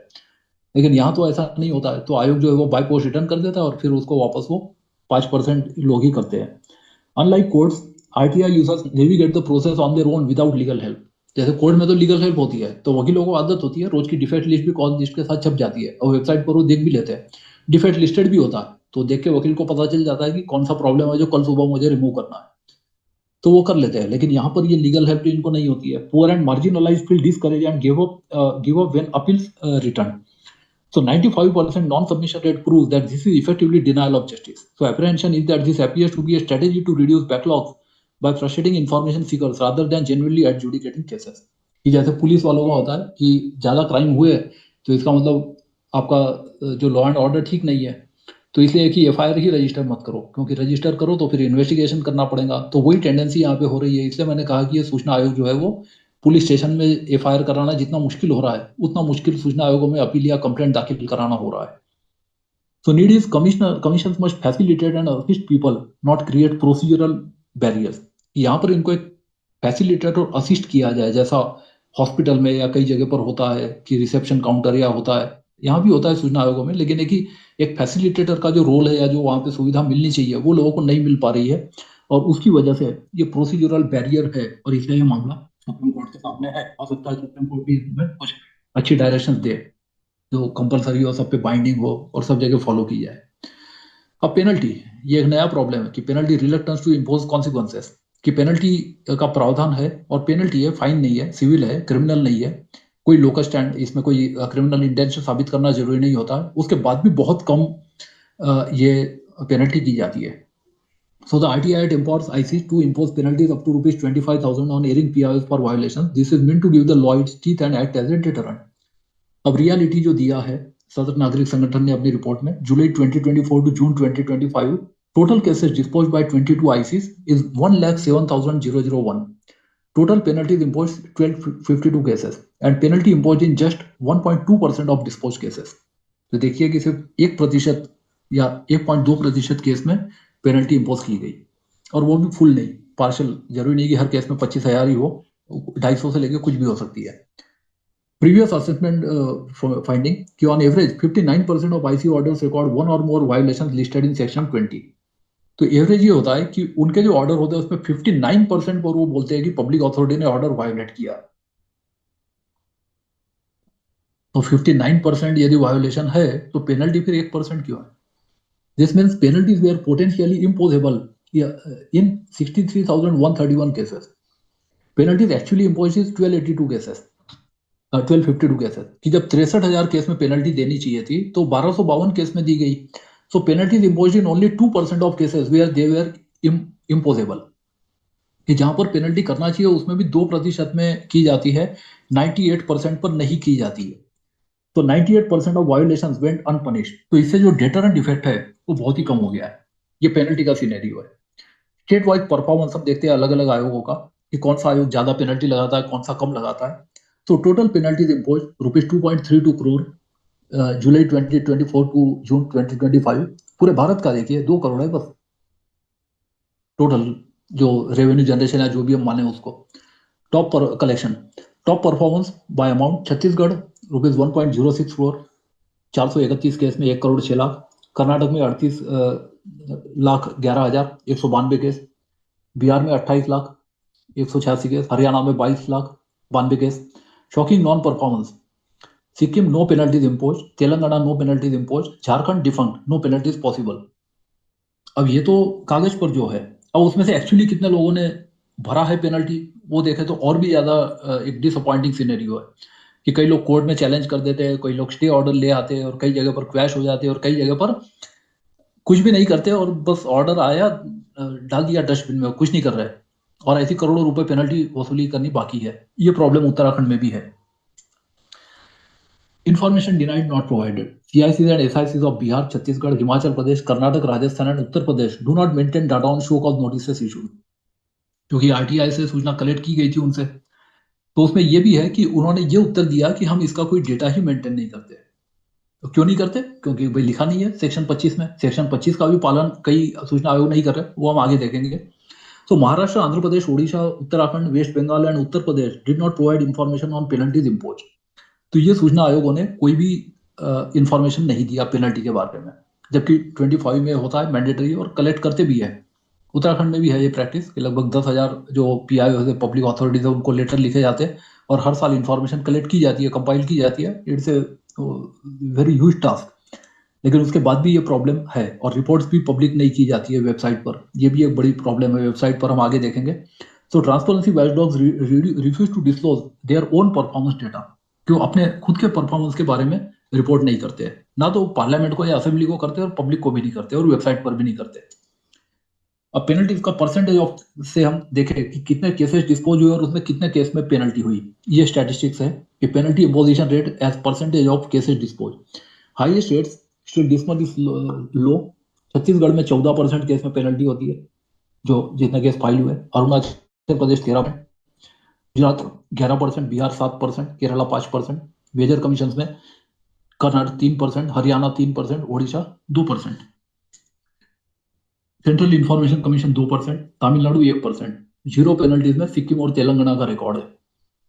Impact is non imposition of penalties sends a clear signal to public authorities that violating the RTI will not invite serious consequences.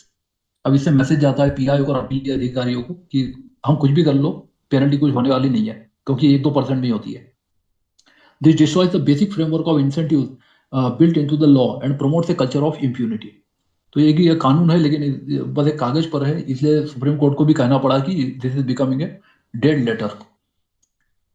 अब हम आगे देखते हैं शो कॉज नोटिसेस कि रिलक्टेंस टू इवन क्वेश्चन, कि कई बार शो कॉज नोटिस जारी की जाती है। शो कॉज नोटिस की भाषा नोटिस से थोड़ी अलग होती है कि प्रतिदिन 250 के हिसाब से अधिकतम आपको 25,000 पेनल्टी क्यों ना की जाए, तो इसका आप उत्तर दीजिए 1-2-4 हफ्ते में। इस तरह से नोटिस सूचना आयोग जारी करता है। So commissions are unwilling to even ask for explanations. Between July 2024 to June 2025, only 13,657 show cause notices were issued by 17 commissions that provided information. कि केवल एक साल में केवल 13,657 शो कॉज नोटिस इशू की गई। इसमें Gujarat SIC 10,767 notice, by far the highest. Haryana SIC 1,765 notice, Tamil Nadu SIC 372 notice और कई स्टेट तो मैंने बताया कि वो डेटा ही मेंटेन नहीं करते कि कितने नोटिस इशू की गई। पेनल्टी का भी डेटा कई बार रिपोर्ट नहीं किया जाता है, सेक्शन 25 की रिपोर्ट में भी नहीं होता है। असेंबली और पार्लियामेंट तक को रिपोर्ट नहीं कर रहे कई साल से, ये भी प्रॉब्लम है। तो आम नागरिक की तो बात ही अलग है। So show cause notice reluctance to even question, shocking admission, the following commission stated they do not maintain data on show cause notice issued. कौन डाटा मेंटेन नहीं करता है? Central information commission, Bihar, Chhattisgarh, Himachal Pradesh, Karnataka, Rajasthan and Uttar Pradesh SIC. No response, कि जिन्होंने RTI application का जवाब ही नहीं दिया सदर नागरिक संगठन को या उनके कार्यकर्ताओं को। Andhra Pradesh, Maharashtra, Odisha, Uttarakhand and West Bengal did not reply of और डिनाइड इंफॉर्मेशन, कि ना तो इन्होंने रिप्लाई दिया ना तो मना किया, जवाब ही नहीं दिया कुछ। Significance, IT commissions, if commissions don't even track how many times they question PIOs for violations, how can they claim to be enforcing the law? कि जब वो शो कॉज नोटिस का भी वो डाटा नहीं मेंटेन नहीं कर पा रहे या नहीं दे पा रहे पब्लिक को या अप्लीकेंट को, तो कैसे माना जाए कि वो एक्ट को एनफोर्स कर रहे हैं? और फिर डिटरेंट इफेक्ट तो बिल्कुल ही नहीं रहता है। सो ट्रांसपेरेंसी ऑफ द ट्रांसपेरेंसी वॉचडॉग्स, कि transparency commission own transparency record, पहला हम देखते हैं सेक्शन 25 कि ये जो एक रिपोर्ट इनको देना पड़ता है पार्लियामेंट को या असेंबली को, तो ये रिपोर्ट क्या है और उन्होंने कितनी दिए है या वेबसाइट पर पब्लिश की है। Annual reports, statutory obligation. Section 25 of RTI requires such commission, each commission to prepare annual report on implementation and lay it before Parliament or legislature. Reality as of August 2025, 20 out of 29 SICs, 69% have not published their 2023-24 annual report. कि जो एक normally एक साल की report अगले साल में बन जानी चाहिए, उससे ज़्यादा लेट नहीं होना चाहिए। तो ये 2023-24 की रिपोर्ट जो है 29 में से 20 कमीशन ने दी थी। Only 8 ISIS publish 2024 reports, CIC and 7 SIC. The worst performance, Andhra Pradesh and Telangana. No annual report published since constitution in 2017. मतलब 8 साल से आंध्र प्रदेश और तेलंगाना में कोई भी रिपोर्ट बनी नहीं है। Bihar website shows report only till 2017-18, 7 years old। ये तो वेबसाइट भी इनकी कई साल बनती, वेबसाइट का अगले स्लाइड में आगे देखेंगे। Uttarakhand report only till 2017-18 available. Tripura website under maintenance for 3 years। इनकी वेबसाइट 3 साल से मेंटेनेंस चल रहा था त्रिपुरा में, 3 साल से वेबसाइट ही बनती। अब वेबसाइट अवेलेबिलिटी पर यदि हम है तो digital accessibility website problems, 15% of ISIS have not made their latest annual report available on website. Tripura SIC website under maintenance for 3 years. Many commission websites are outdated, Recording incomplete or stopped. non-functional. तो ये भी एक problem है कि कई commission की जो website है ये या तो आउटडेटेड है कि जहाँ पर टाइमली अपडेट्स नहीं होते हैं। आउटसोर्स तो कर करती है because they don't have technical expertise, तो आउटसोर्सिंग तो करना पड़ता है, ये तो उनकी मजबूरी है। इनकम्प्लीट है या फिर नॉन फंक्शनल है। Irony within irony is when RTI applications were filed seeking basic performance data, कि सूचना आयोगों में आरटीआई लगानी पड़ रही है। ये इनकी अपनी ट्रांसपेरेंसी का हाल है। तो आरटीआई एप्लीकेशन लगाते हैं और फिर भी सूचना आयोग जो है वो अपने ही बारे में जानकारी नहीं दे पाता है, तो बाकी स्टेट की जो पब्लिक अथॉरिटी है उनसे क्या जानकारी दिला पाएंगे। Rajasthan SIC denied information claiming it would breach privilege of legislative assembly as annual report not get tabled. Rajasthan ने ये कहा कि हम यदि देंगे तो ये ब्रीच ऑफ प्रिविलेज है लेजिस्लेटिव असेंबली का, मतलब 81C इन्होंने इन्वोक किया। अब यदि सबमिट ही नहीं करते तो वो कौन सा ब्रीच हो गया। हर साल पार्लियामेंट को या असेंबली को रिपोर्ट देनी चाहिए, ये तो एक्ट में लिखा है। तो धारा 25 का ही उल्लंघन यदि आयोग करता है तो क्या ये ब्रीच ऑफ प्रिविलेज नहीं है क्या? इसीलिए क्या वो असेंबली के स्पीकर को स्पीकर ने शो कॉज नोटिस देना चाहिए आयोगों को या आयुक्तों को कि क्यों आप ये हमको रिपोर्ट नहीं दे रहे हो, ये 1 साल तो हो गया पूरा, तो पिछले साल की रिपोर्ट क्यों नहीं आई इस साल। तो पब्लिक को तो बोलते हैं कि ब्रीच ऑफ प्रिविलेज है, लेकिन ये खुद जो ब्रीच ऑफ प्रिविलेज कर रहे हैं कि जो एक्ट में लिखा है उसका जो ये कर रहे हैं, उल्लंघन कर रहे हैं, ये बात आयोगों के ध्यान में नहीं आ रही। This became essential. RTI portal became non-functional. Commission claimed it did not receive application. अब आरटीआई पोर्टल है वही नॉन फंक्शनल हो गया और कमीशन ने बोला कि उनको कोई एप्लीकेशन ही नहीं आई। भाई ये पोर्टल ही काम नहीं कर रहा, एप्लीकेशन कहाँ से आएगी।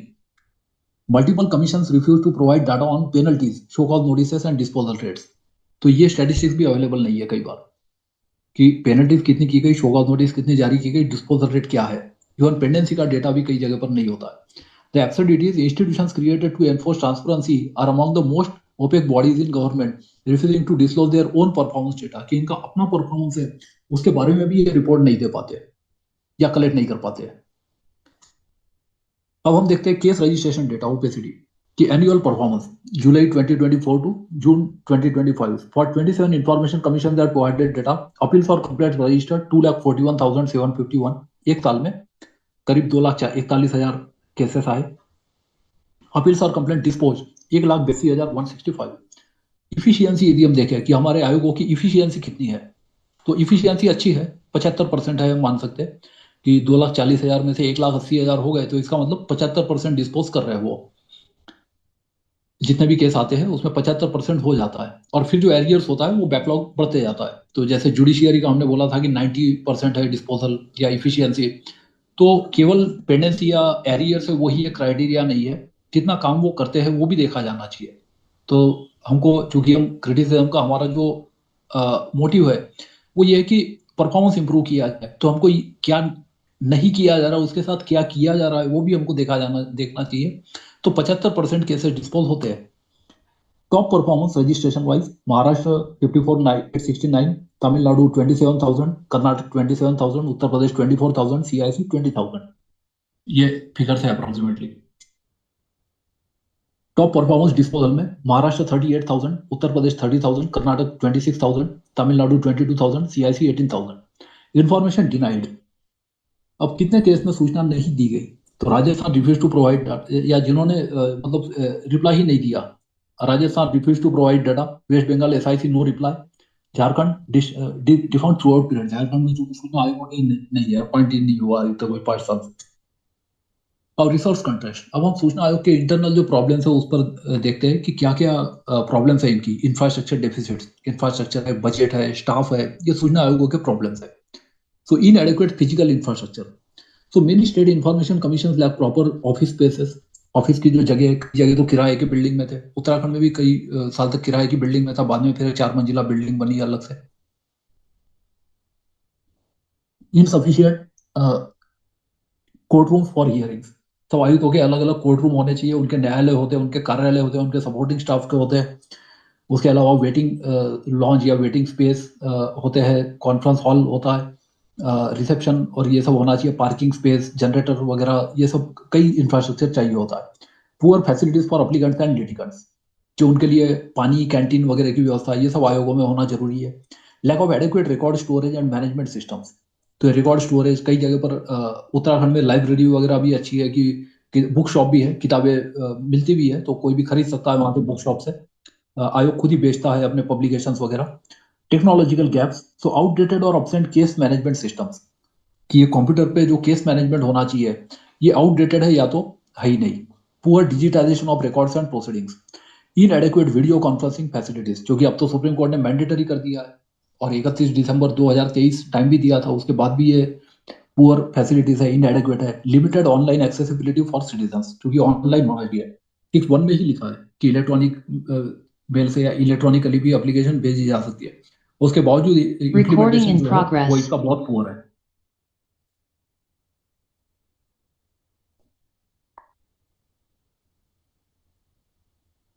अब इसमें ह्यूमन रिसोर्स क्राइसिस हम देखते हैं कि severe under staffing, information commission face acute shortage of commissioners to adjudicate cases.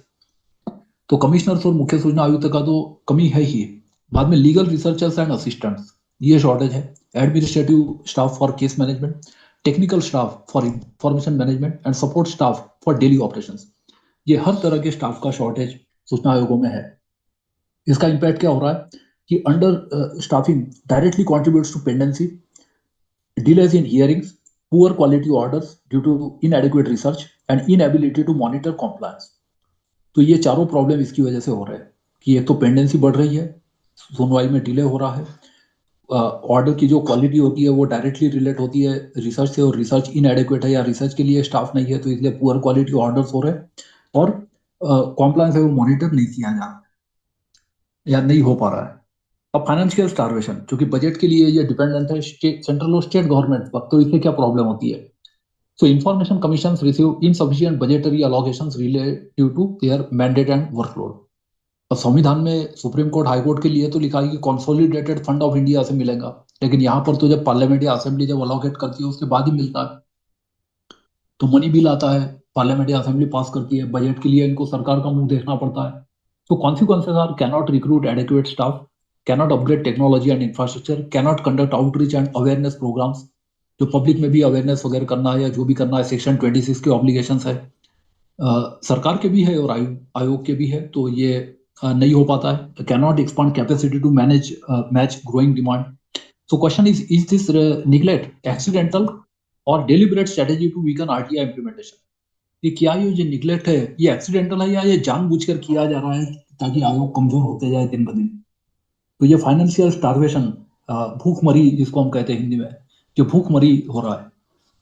Independence under threat, structural issues, कि कॉन्स्टिट्यूशनल एंड लीगल कंसर्न, कि despite being quasi judicial bodies, information commissions lack constitutional status enjoyed by other oversight bodies. कि जैसे चुनाव आयोग है तो उस तरह का कॉन्स्टिट्यूशनल स्टेटस इनका नहीं है। Adequate protection from executive interference, तो ये भी एडिक्वेट नहीं है, जैसा हमने उत्तर प्रदेश केस में देखा। Financial autonomy to determine their own budgets, ये फाइनेंशियल ऑटोनॉमी भी नहीं है कि अपना बजट या अपनी बजट डिमांड करे। सो वो गवर्नमेंट पर डिपेंडेंट रहते हैं। Administrative independence in personal matters कि पोस्ट क्रिएशन वगैरह सब सरकार द्वारा ही किया जाता है, नियुक्ति भी सरकार द्वारा की जाती है कई बार। Security of tenure comparable to judiciary, तो सिक्योरिटी भी नहीं है जो जुडिशियरी के बराबर होना चाहिए। So vulnerable to pressure and manipulation by the very entities they are meant to oversee, तो जिनके ऊपर मॉनिटर करना है, जिनके ऊपर सुपरविजन करना है, उसी से बजट मांगना है। इस तरह की सिचुएशन में आयोग फंस गए हैं। तो ये उनकी वल्नरेबिलिटी या वीकनेस है, कमजोरी है। अब जो प्रेशर्स आते हैं, सटल प्रेशर की जो सूक्ष्म प्रेशर है, जो ऊपर से दिखाई नहीं देते बट अंदर से आयुक्तों को जिन चीजों का सामना करना पड़ता है, वो क्या है? How independence is compromise. So beyond court interference independence erodes through delayed और पार्टीशन अपॉइंटमेंट्स क्रिएटिंग अनसर्टेनिटी, कि या तो देरी से नियुक्ति होती है या तो पार्टीशन की जो हमारी पॉलिटिकल पार्टी के फेवर में है उसी को हम अपॉइंट करेंगे। दूसरा, threats of pre mature revival of और नॉन एक्सटेंशन, कि हमेशा एक डर सा बना रहता है कि समय के पहले, कार्यकाल के पहले रिमूव कर दिया जाएगा या एक्सटेंशन नहीं मिलेगा आगे। Budgetary control use to constant functioning, कि बजटरी कंट्रोल है वो सरकार का रहता है या असेंबली का रहता है, बजट जब पास होगा। Administrative hurdles in day to day operations, तो हर चीज में सरकार का मुंह देखना पड़ता है, सरकार से सहायता मांगनी पड़ती है। तो फिर जुडिशियल इंडिपेंडेंस कैसे होगा? Social and professional pressure on commissioner, तो ये सोशल और प्रोफेशनल प्रेशर भी होते हैं और ये हर आयुक्त की अपनी अपनी स्किल्स है कि किस तरह से इसका मुकाबला करते हैं। Media campaigns against activist commissioners, कि जो एक्टिविस्ट कमिश्नर होते हैं तो उनके खिलाफ भी मीडिया कैंपेन चलाए जाते हैं, तो ये उसका भी सामना आयुक्तों को करना पड़ता है। So climate of intimidation, commissioners who rule against government interest of too often may find their tenure uncomfortable और शॉर्ट टर्म, तो यदि लगातार सरकार के खिलाफ करे तो फिर वो ऐसा चीज फेस करना पड़ता है कि वो अनकंफर्टेबल फील करते हैं या उनका टेन्योर भी कम किया जा सकता है या वर्स्ट केस में हटाया भी जा सकता है। इस तरह के प्रेशर में काम करना पड़ता है। नाउ कैप्चर बाय ब्यूरोक्रेसी, तो institutional capture, the doctrine of farmer as commissioners combined with dependence on government for resources and appointments create institutional capture। अब हर तरह के रिसोर्स और अपॉइंटमेंट के लिए सरकार पर निर्भरता होती है। दूसरा, कमिश्नर्स में इंटरनलाइज ब्यूरोक्रेटिक वर्ल्ड व्यू, ये कमिश्नर होते हैं चूंकि ब्यूरोक्रेटिक बैकग्राउंड से ही आते हैं तो उनका जो वर्ल्ड व्यू होता है वो भी ब्यूरोक्रेट की तरह ही हो जाता है। Reluctance to challenge administrative culture fundamentally, तो एक एडमिनिस्ट्रेटिव कल्चर को चैलेंज करने की हिम्मत बहुत कम आयुक्त कर पाते हैं। Tendency to favour procedural compliance और सब्सटैंटिव ट्रांसपेरेंसी, तो इसे वो बस यही फेवर करते हैं कि जो प्रोसीजर है वो खाना पूर्ति की जाए रादर देन कि न्याय किया जाए या ट्रांसपेरेंसी लाई जाए। तो old boy network influence perspective, तो जो पुराने लोग हैं क्योंकि ब्यूरोक्रेसी में से ही आते हैं तो उनके भी एक कुछ दोस्त होते हैं, कुछ दुश्मन होते हैं, तो यही चीज वो आगे भी जाके वो होता है, तो वो निष्पक्षता नहीं आ पाती है जजमेंट डिसीजन पे।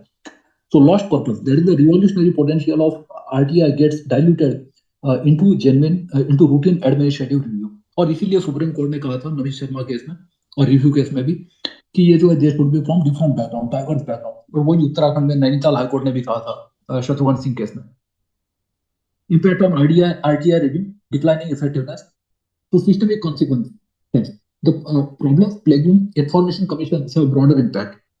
पहला ये कि citizen lose faith in RTI as an effective tool, तो लोगों का भरोसा किस तरह से कम होते जा रहा है। Public authorities become embolden to deny information, जिस पर पिछले बार हमने एक एपिसोड किया था कि राइट टू इन्फॉर्मेशन है, कहीं राइट टू डिनाई इन्फॉर्मेशन पे नहीं बन रहा है। कॉम्प्लायंस विद आरटीआई प्रोविजंस डिटेरियोरेट्स, कि जो आरटीआई में जो लिखा हुआ है नहीं किए जाते। And original transformative vision of RTI act remains unfulfilled, कि एक बड़ा क्रांतिकारी कदम होगा तो उस तरह से क्रांति आ नहीं पा रही है।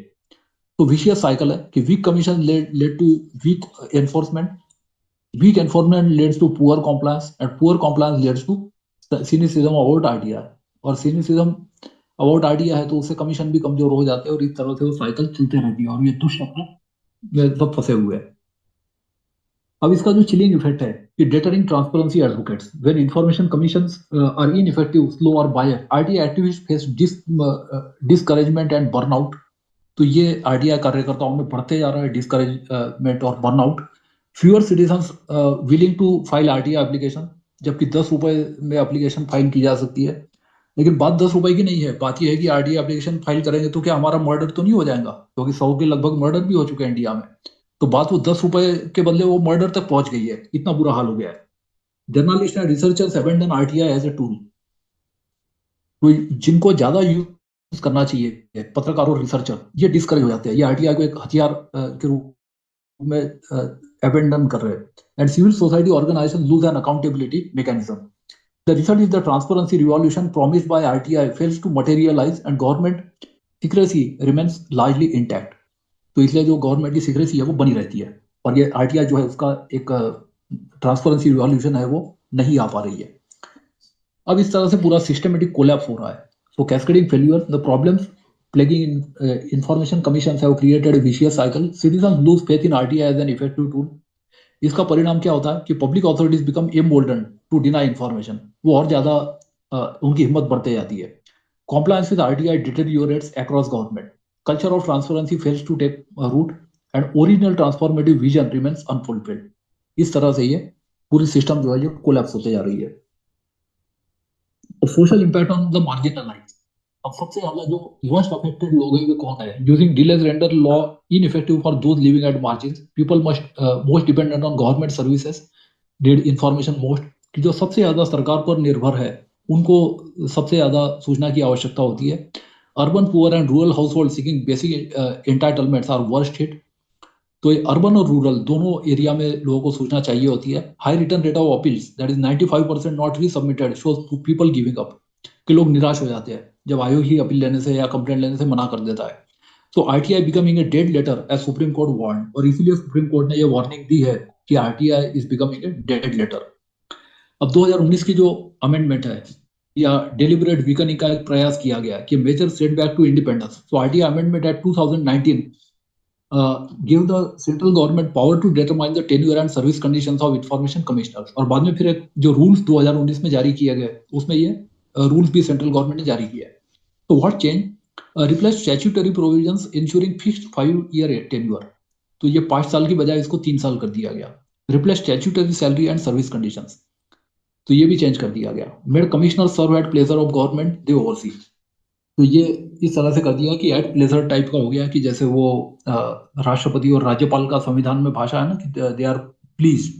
राजीव गांधी के टाइम में केस भी हुआ था कि किसी को हटाया गया और उसके लेटर में लिखा था the president is please to remove to withdraw pleasure. तो ये बड़ा क्रिटिसिज्म हुआ था कि ये क्या भाषा है लेटर की कि president is please to withdraw his pleasure.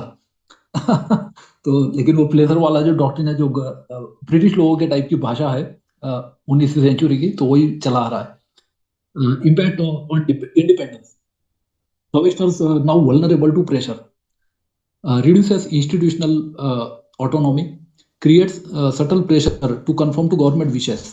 तो ऐसा बाहर से नहीं दिखता है लेकिन ये सूक्ष्म प्रेशर अंदर से होता है कि जो आयुक्त है जिससे प्रेशर में आ जाते हैं। Contradict principal that watchdog institution need security of tenure, क्योंकि सीबीआई डायरेक्टर को जैसा है वैसा टेन्योर यहाँ पे नहीं है कि 2 साल का या 3 साल 5 साल फिक्स रहेगा। Widely criticised by transparency advocates and civil society, और इसलिए ये सुप्रीम कोर्ट में भी चैलेंज है ये amendment. So current realities combined with appointment delays, reduced staffing and resource constraint, the 2019 amendment has further weakened already struggling institutions। अब इसको हम दूसरे देशों के साथ कंपेयर करें कि इंटरनेशनल स्टैंडर्ड्स की बाकी देशों में क्या हो रहा है। तो global best practices, international standards for information commission include transparent merit based appointments and with civil society input, कि सिविल सोसाइटी के इनपुट के साथ उनकी अपॉइंटमेंट होती है। कॉन्स्टिट्यूशनल और स्ट्रॉन्ग स्टैट्यूटरी इंडिपेंडेंस है। एडिक्वेट रिसोर्सेस एंड स्टाफिंग उनको दिया जाता है। Security of tenure for commissioners है।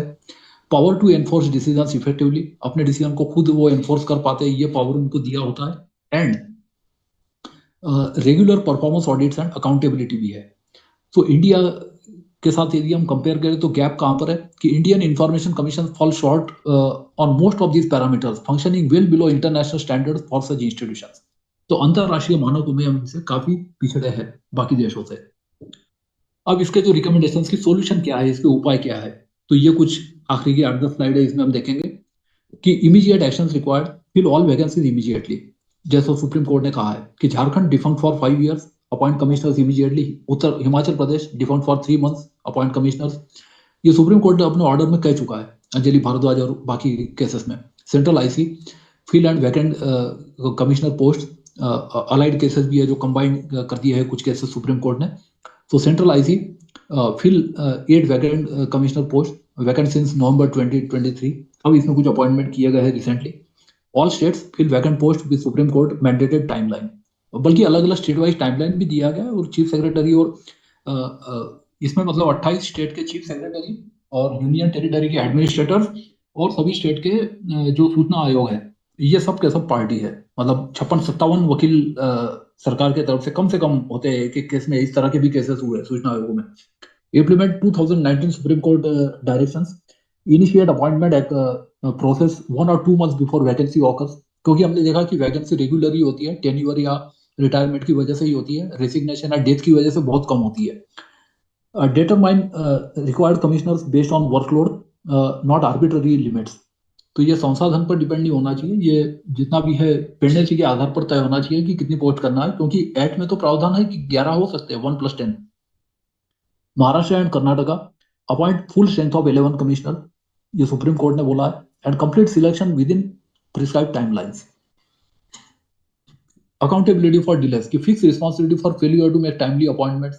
अब कई बार तो चीफ सेक्रेटरी वगैरह को भी समन करते हैं आजकल, तो वो भी जो है वीडियो कॉन्फ्रेंसिंग से अपीयर हो जाते हैं और वो कर देते हैं। एफिडेविट वगैरह भी सुप्रीम कोर्ट फाइल करने लगाता है, लेकिन 1 साल से फिर भी कई डायरेक्शंस का पालन नहीं हो पा रहा है। Create consequences for government that allow commission to become defunct, कि यदि कमीशन ही काम करना बंद कर दे तो फिर बाकी स्टाफ किस बात का सैलरी ले रहा है? उनका तो जॉब चल रहा है, सरकारी नौकरी है, तो काम कुछ नहीं है। और ऐसा भी कई जगह चल रहा है, जैसे हमारे यहाँ लोकायुक्त ऑफिस में चल रहा है उत्तराखंड में, तो ऐसा कई जगह पर है कि offices have become completely defunct. Make vacancy data publicly available in real time. तो ये डेटा भी होना चाहिए जो नहीं है। कुछ सूचना आयुक्त की वेबसाइट पर वो एडवर्टाइजमेंट वगैरह नहीं आती, वो उनके जीएडी या जो नोडल डिपार्टमेंट है वो भी अपनी वेबसाइट पर कहीं पर नहीं देते। दूसरा जो है रिफॉर्मिंग अपॉइंटमेंट की अपॉइंटमेंट किस तरह से किया जाए, इसमें भी सुप्रीम कोर्ट ने बहुत डिटेल्ड गाइडलाइंस दी है, नमित शर्मा केस और अंजलि भारद्वाज केस में भी। Proposed reforms are create transparent public appointment process with published criteria, establish broad-based selection committees including civil society representation, ensure diversity in backgrounds not dominated by retired bureaucrats, and publish qualifications and rationale for each appointment। Appointment होने के बाद भी ये publish नहीं किया जा रहा है। Mandate cooling of period for recently retired government officials, की कूलिंग ऑफ पीरियड हो कि रिटायरमेंट के बाद इतने साल तक उनका अपॉइंटमेंट नहीं हो सकता है, तो ऐसा कूलिंग ऑफ पीरियड भी दिया जाना चाहिए, 1 साल 2 साल, जो नहीं दिया जा रहा है। Consider fix term appointments with protection from removal except for proven misconduct. तो goal is to ensure independence, expertise and public confidence in commissioners. तो ये इस तरह से रिफॉर्म, ये अपॉइंटमेंट जो है वो रिफॉर्म किया जा सकता है।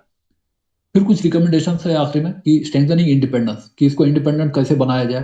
तो essential reforms are provide constitutional और enhance statutory protection to information commission. या तो जरूरी हो तो संविधान में संशोधन करके इसको किया जाए चुनाव आयोग की तरह। Restore fixed tenure and service conditions, reversing 2019 amendments, कि ये अमेंडमेंट एक्ट है उसको रिपील किया जाए। Grant financial autonomy with direct budgetary allocations, तो फाइनेंशियल ऑटोनॉमी होनी चाहिए। Remove executive control over day to day administration, create independent secretariats not subordinate to government departments, तो इनके अपने सचिवालय हो, इंडिपेंडेंट सेक्रेटरीएट हो। Establish clear judicial process for removal of commissioners and provide legal immunity for decisions made in good faith, तो इसमें legal immunity भी उनको हो। एक केस कर्नाटक का ऐसे हुआ था कि उसमें ये किया था, तो सुप्रीम कोर्ट ने ही उसमें कॉस्ट इम्पोज कर दिया 1 लाख की सूचना आयोग पे। तो इस तरह के भी कुछ जजमेंट्स है कि जैसे सूचना आयुक्त की भी हिम्मत टूट जाती है। रिकमेंडेशन एड्रेसिंग पेंडेंसी, अब जो पेंडेंसी है या एरियर्स है, बैकलॉग है, उसके लिए क्या किया जाए। So fill all vacant information position immediately, क्योंकि बैकलॉग इसकी वजह से बढ़ता है। Appoint additional commissioners proportionate to workload, तो वर्कलोड के हिसाब से एडिशनल किए जाए, जरूरी हो तो उसके लिए पोस्ट क्रिएट की जाए, क्योंकि एक्ट में प्रावधान ऑलरेडी है, 1+10 11 हो सकते हैं। Increase support staff and legal researchers, implement modern case management technology, जो आजकल है सुप्रीम कोर्ट हाई कोर्ट में फॉलो हो भी रही है, तो वो सूचना आयोगों में भी किया जाए। Encourage pre hearing settlements and mediation, impose strict timelines on public authorities for responses. ये वैसे प्री हियरिंग सेटलमेंट और ये सब हो ही, क्योंकि ऑलरेडी फर्स्ट अपील का प्रावधान है, टाइमलाइन भी दी हुई है एक्ट में, लेकिन उसके बावजूद ये प्रॉब्लम है कि उसका इम्प्लीमेंटेशन नहीं हो रहा है। Empower registrar to dispose of routine matters, कि हाईकोर्ट के रजिस्ट्रार की तरह यहाँ भी रजिस्ट्रार को वो एम्पावर किया जाए कि रूटीन मैटर्स को वो देखे, ताकि आयुक्तों का वर्कलोड कम हो। Consider circuit benches to increase accessibility. इसमें भी यूनिफॉर्म जजमेंट नहीं है, अलग अलग हाईकोर्ट के अलग अलग जजमेंट है कि ये फॉर्म कर सकते नहीं कर सकते। तो में जरूरी हो तो लेजिस्लेशन में चेंज करके इसको क्लियर किया जाए, या सुप्रीम कोर्ट इसमें गाइडलाइंस दे सकता है। Urgent measure, immediate capacity enhancement, so appoint commissioners proportionate to backlog. तो जितना बैकलॉग है उस हिसाब से किया जाए। ऑलरेडी ये कैलकुलेशंस कर रखे हैं, सुप्रीम कोर्ट ने गाइडलाइंस भी दे रखी है, उसके बावजूद इसका इंप्लीमेंटेशन नहीं हो रहा है। States with 5+ years disposal times need emergency intervention, कि जहां पर हमने बोला कि 27 साल लगेंगे, 29 साल लगेंगे, 2054 में केसेस सुनवाई में आएंगे, तो जहां पर 5 साल से ज्यादा है वहां पे इमरजेंसी इंटरवेंशन की आवश्यकता है। Set and enforce disposal rate norm for all commissions, कि कानून में भी ऐसा प्रावधान किया जाए। उत्तराखंड में ऐसा हुआ है कि किया है कि 90 दिन में किया जाए, अधिकतम 120 दिन में, लेकिन वो भी पालन नहीं हो पा रहा है रूल्स का। तो set and enforce disposal rate norms, कि इतने दिन में आयोग को अपील या कंप्लेंट को निर्धारित करना ही करना है। सीआईसी नॉर्म 3200 केसेस पर commissioner annually should be minimum standard. तो सीआईसी की जो नॉर्म है कि एक आयुक्त को साल में 3200 केसेस कम से कम देखने चाहिए, डिस्पोज करने चाहिए। तो इस तरह के कुछ स्टैंडर्ड होने चाहिए जो अभी नहीं है। प्रोसीजरल रिफॉर्म्स की on the process of mass return, ये मामला सुप्रीम कोर्ट में भी है। ये छोटी छोटी बातों की वजह से यार नंबर कर दिया जाता है, जबकि ये तो सुनवाई के लिए जब आई उस टाइम भी कराया जा सकता है उससे, अप्लीकेंट से। So facilitate registration, don't frustrate it. Eliminate unnecessary procedural barriers, कि उनकी विधिक सहायता की जाए अप्लीकेंट की। Provide assistance to information seekers in filing appeals. Strict timelines on public authorities for responses. तो टाइमलाइन भी किया जाए पब्लिक अथॉरिटी के लिए। जब एक्ट में ही टाइमलाइन है तो उसके बाद फिर जब आयोग इस तरह के निर्णय लेते हैं कि इसको 1 महीने तक का तो ठीक है, लेकिन ये कि अगले 6 हफ्ते 8 हफ्ते, तो जो ज्यादा टाइम दे दिया जाता है निर्णय में, इस तरह के भी empower registrar for routine matters. Technology solutions है, तो इसमें टेक्नोलॉजी की सहायता ली जा सकती है कि modern case management systems, E filing and virtual hearings, कि इलेक्ट्रॉनिकली प्लीडिंग्स वगैरह फाइल किए जाए वेबसाइट पर। ऑनलाइन ट्रैकिंग फॉर अप्लीकेंट्स, ये अभी हो रहा है सुप्रीम कोर्ट के ऑर्डर से। डिजिटाइजेशन ऑफ रिकॉर्ड्स, कि जो पास्ट के रिकॉर्ड्स है उसको भी डिजिटाइज किया जाए। मतलब पहले तो करंट रिकॉर्ड है उसको ऑनलाइन किया जाए, और उसके बाद फिर जो पुराने रिकॉर्ड्स है उसको भी धीरे धीरे डिजिटल फॉर्म में लाया जाए। रिसोर्स एनहांसमेंट के लिए जो रिकमेंडेशन है कि adequate resourcing, substantially increase budgetary allocations based on workload assessment, provide modern office infrastructure and court rooms, invest in digital case management and e-filing systems, disable virtual hearings, enable virtual hearings to improve accessibility। तो virtual hearing जब compulsory तो कर दिया, लेकिन उसका भी implementation पूरा नहीं हो पा रहा है, बस खाना पूर्ति हो रही है, या मिनिमम फंक्शंस किए गए कई जगह पर, तो उसको और ज्यादा बढ़ाने की आवश्यकता है। Recruit sufficient administrative and technical staff, provide competitive compensation to attract talent, and allocate resources for public awareness and training programme, कि पब्लिक के अवेयरनेस और ट्रेनिंग प्रोग्राम की जाए। तो सरकार का दायित्व है सेक्शन 26 में, ये भी सब आयुक्त द्वारा नहीं किया जा रहा है। आरटीआई रिसोर्स पर्सन भी कई स्टेट में अपॉइंट नहीं किए गए हैं। तो ये ट्रेनिंग स्टाफ को भी जरूरी है, पब्लिक को भी जरूरी है, तो इसलिए पब्लिक अवेयरनेस और ट्रेनिंग प्रोग्राम भी ऑर्गेनाइज किया जाए। So principle is resources should match the ambition and mandate of the RTI act. अब इम्प्रूविंग डिसीजन क्वालिटी, कि डिसीजन क्वालिटी कैसे इंप्रूव किया जाए, तो उसके लिए लीगल रिसर्च इंप्रूव करना जरूरी है, कि इंश्योरिंग लीगल रिगर, कि mandatory training programmes for commissioners to RTI on RTI jurisprudence. और जरूरी हो तो इसके लिए जो जुडिशियल एकेडमी होती है, तो वहाँ पे जजेस के अलावा या जो लोअर जुडिशियरी है उसके साथ साथ कमिश्नर्स को भी ट्रेनिंग दी जाए, बाकी जजेस की तरह। Establish research cells to support commissioners, ताकि उनको विधिक सहायता मिल सके। Create precedent databases for consistent interpretation, तो ये ऑनलाइन डाटाबेसेस होने चाहिए या इंटरनेट इनेबल्ड होने चाहिए। Peer review mechanisms for complex decisions, तो बड़ी बेंच फॉर्म करने का पावर सीआईसी को होना चाहिए, कि जहाँ बड़े हैं तो वहाँ 2-3 आयुक्तों की भी बेंच बना सके। Regular workshops with judiciary on legal standards, publish recent orders in all cases. Uttarakhand में ऐसे संकलन प्रकाशित हुए 2005 से 2010, 2010 से 2015, उसके बाद भी 2-3 संकलन प्रकाशित हुए। तो ये जो संकलन है कि जो इंपॉर्टेंट ऑर्डर्स है, जो रिसेंट ऑर्डर्स है, अवेलेबल किए जाए। उत्तराखंड में ये अवेलेबल है ऑन परचेस, पब्लिक या या कोई भी वहां से खरीद सकता है आयोग के ऑफिस में से। तो इस तरह से पब्लिकेशन भी है, कई दर्जन पब्लिकेशन है। तो ये आयोगों को ये भी करना चाहिए कि publish reason orders in all cases, create accountability for legally flawed decisions, कि जहां पर लीगली फ्लॉड है या कोर्ट ने यदि कोई कमेंट पास किया है तो वहां पे अकाउंटेबिलिटी फिक्स किया जाए। तो provision should withstand judicial scrutiny and advance RTI principle, कि जो आरटीआई प्रिंसिपल है उसका पालन किया जाए और जो कोर्ट की जो अपेक्षा होती है आयोगों से उसको भी पूरा किया जा सके, क्योंकि जुडिशियल स्क्रूटिनी भी हो सकती है। सुप्रीम कोर्ट, हाई कोर्ट कई बार एडवर्स कमेंट भी पास करते हैं आयोगों के खिलाफ। So making the law have teeth. So current crisis is penalties imposed in only 2% of cases were imposable, कि जहां किया जाना चाहिए वहां पर भी केवल 2% पे ही पेनल्टी की जा रही है। 98% of violations go unpunished. Many commissions don't even track show cause notices. कितने शो कॉज नोटिस दे रहे हैं इसका भी हिसाब नहीं रख रहे। अब इसमें जो एक्शन है कि कैसे पेनल्टी को वापस लाया जा सके, so mandatory show cause in every violation case, कि हमेशा शो कॉज नोटिस तो दिया ही जाए, क्योंकि वो नोटिस भी जाए तो उसका डेटरेंट इफेक्ट पड़ता है। कि commission must issue show cause notice whenever violation found, maintain and publish data on show cause notice issued. तो इसका डेटा भी अलग से रखा जाए, जैसे अभी फिलहाल पेनल्टी का रखा जाता है। Presumption of penalty, so unless PIO provides satisfactory explanation, penalty should be imposed and burden on PIO to justify non-compliance। तो ये प्रिजम्पशन भी होना चाहिए, क्योंकि पेनल्टी जो है इट इज पर सी पनिशेबल, इसमें कोई क्रिमिनल मोटिव या क्रिमिनल इंटेंशन साबित करने की जरूरत नहीं है, ये फाइन नहीं है, ये केवल अर्थदंड है।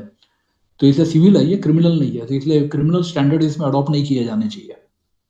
ग्रेजुएटेड पेनल्टी स्ट्रक्चर, कि फर्स्ट ऑफेंस है तो वार्निंग दी जाए, रिपीटेड वायोलेशन है तो in escalating penalties up to maximum ₹25,000, और परसिस्टेंट वायोलेशन है तो रिकमेंड डिसिप्लिनरी एक्शन, इस तरह से फॉलो किया जाना चाहिए।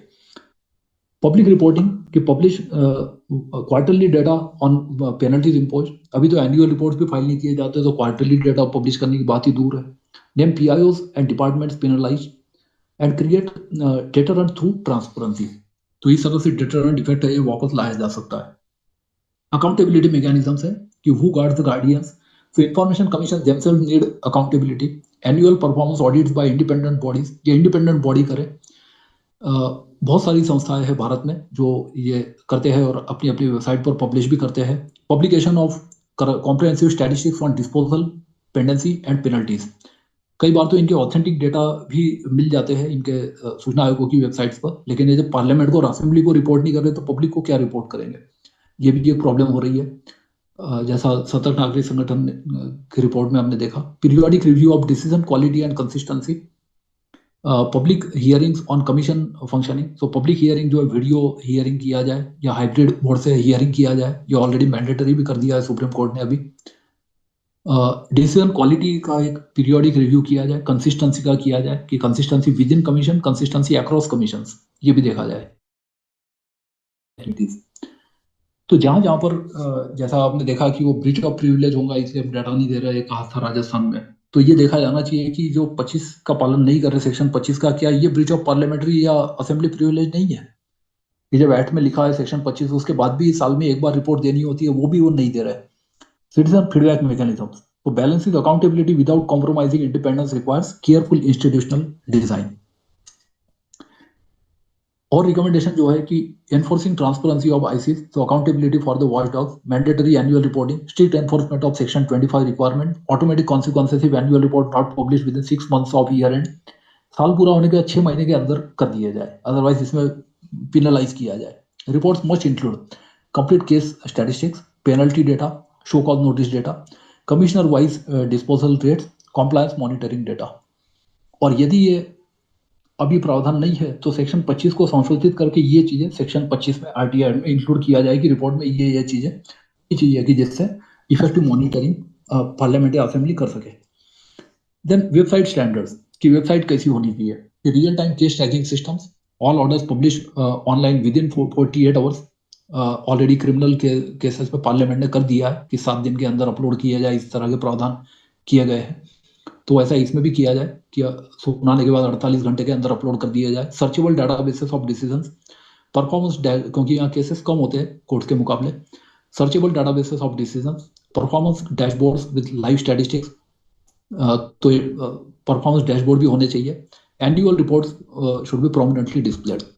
आरटीआई कॉम्प्लायंस, कि commissions must proactively disclose all performance data, suo motu disclosure under section 4 of basic statistics, तो उनके 4.1 भी मैनुअल जो अपनी वेबसाइट पर वो देते हैं वो उसका भी पालन हो।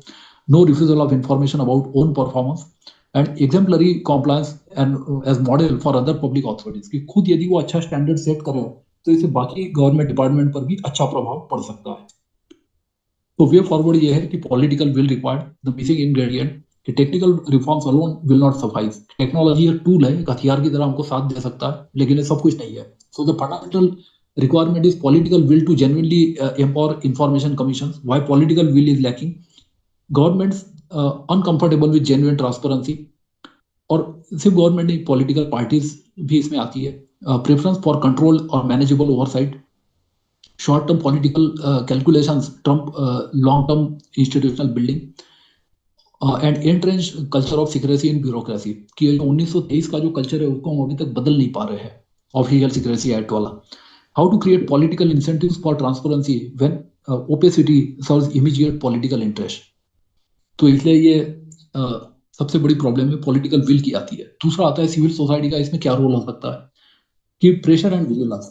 तो civil society must continuously monitor and expose information commission failures, कि जहां जहां पर फेल्यूअर है उसको उनके ध्यान में लाया जाए।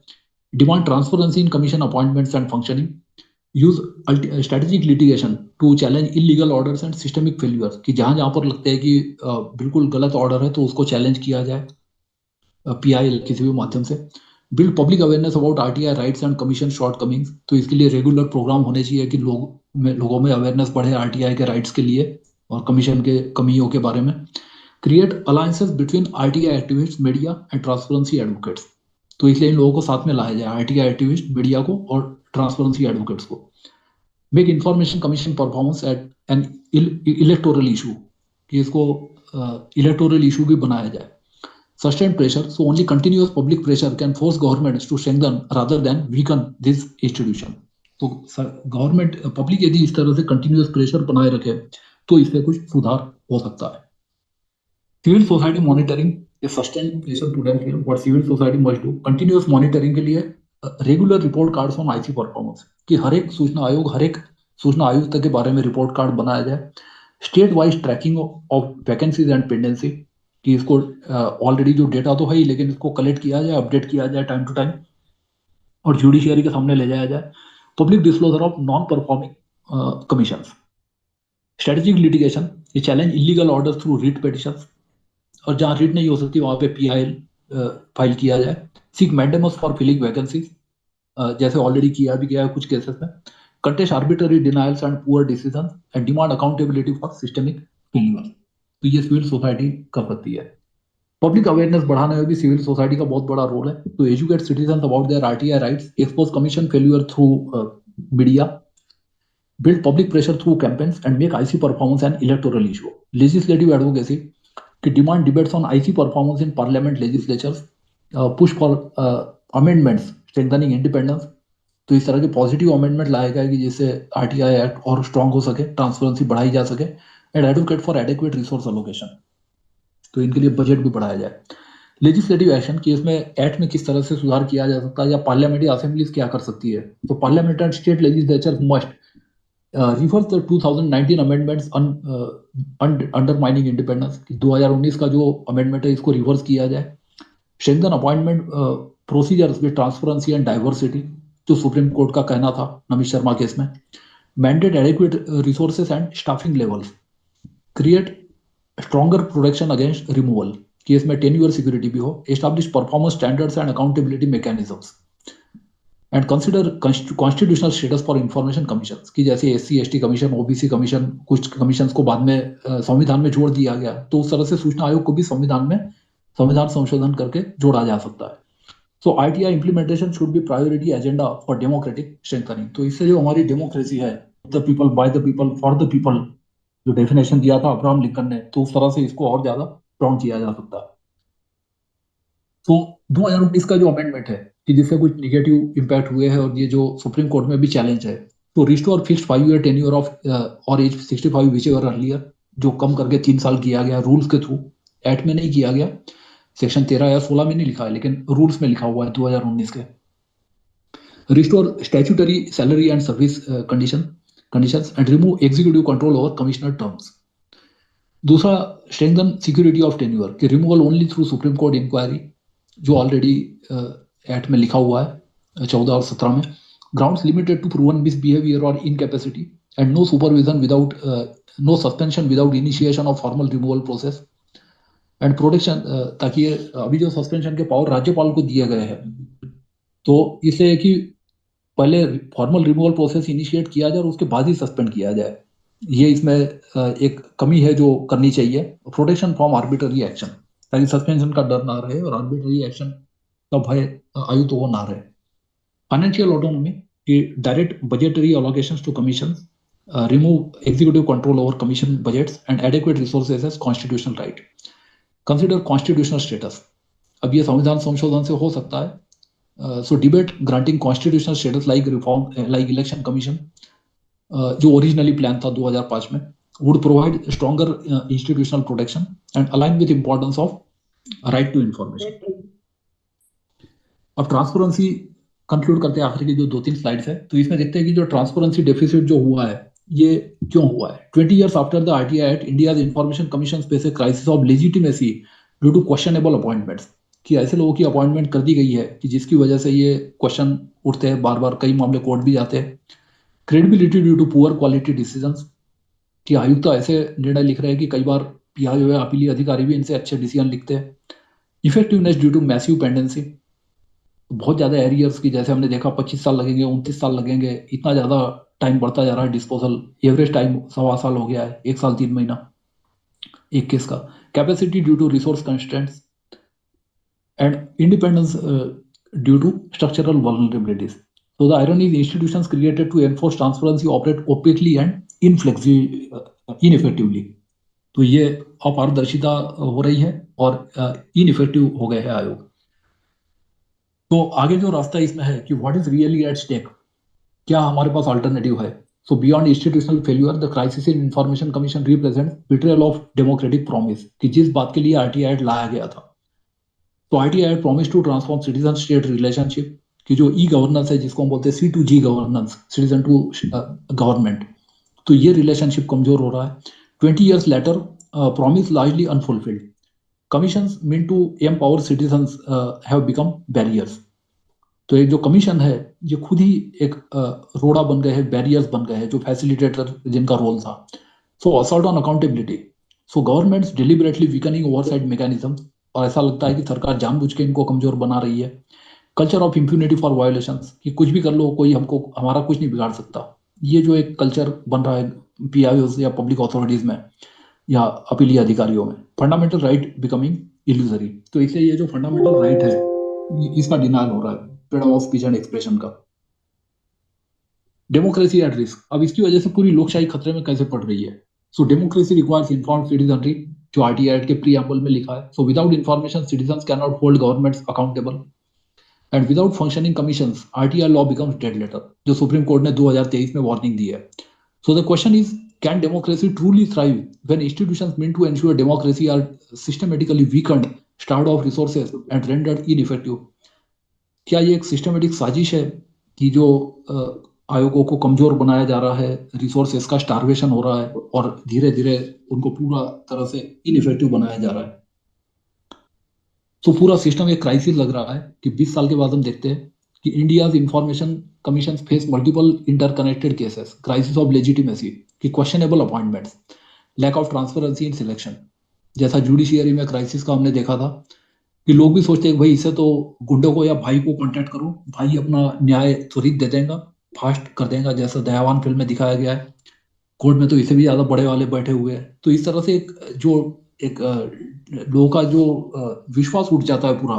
तो इसलिए कोर्ट में ये ध्यान रखा जाना चाहिए कि justice should not only be seen but should also be seen to have been done. न्याय सिर्फ होना, ना सिर्फ होना चाहिए बल्कि होते हुए दिखना भी चाहिए.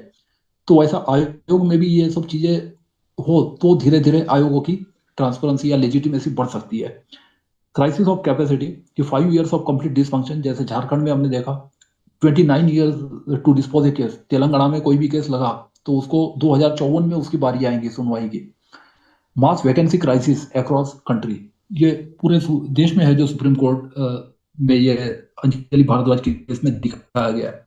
क्राइसिस ऑफ परफॉर्मेंस, तो 98% ऑफ वायलेशंस आर अनपनिश्ड, केवल 2% केस में पनिशमेंट होती है। इतना बड़ा क्राइसिस है। 38% of appeals return by CIC, तो ये मामला पेंडिंग भी है सुप्रीम कोर्ट में अभी। Refusing to disclose own data, ये कई आयोग तो जवाब ही नहीं देते या वो डेटा ही मेंटेन नहीं करते इस बात का, क्योंकि लिखा नहीं है सेक्शन 25 में। तो इसलिए सेक्शन 25 को भी अमेंड करके इसको स्ट्रिक्ट करने की आवश्यकता है। Crisis of independence 2019 amendments weakening tenure protection. Political interference, जैसा कि यूपी का 2008 वाला M A Khan, justice M A Khan case है। Resource starvation, so irony is institutions created to enforce transparency are opaque, ineffective and increasingly irrelevant. So अब इसमें आगे जो रास्ते हमारे पास है या जो अल्टरनेटिव है इसमें क्या है? Strengthening information commission requires honest acknowledgement of current failures, कि हमारे 20 साल में क्या क्या फेल्यूअर हुए उसको हम देखें।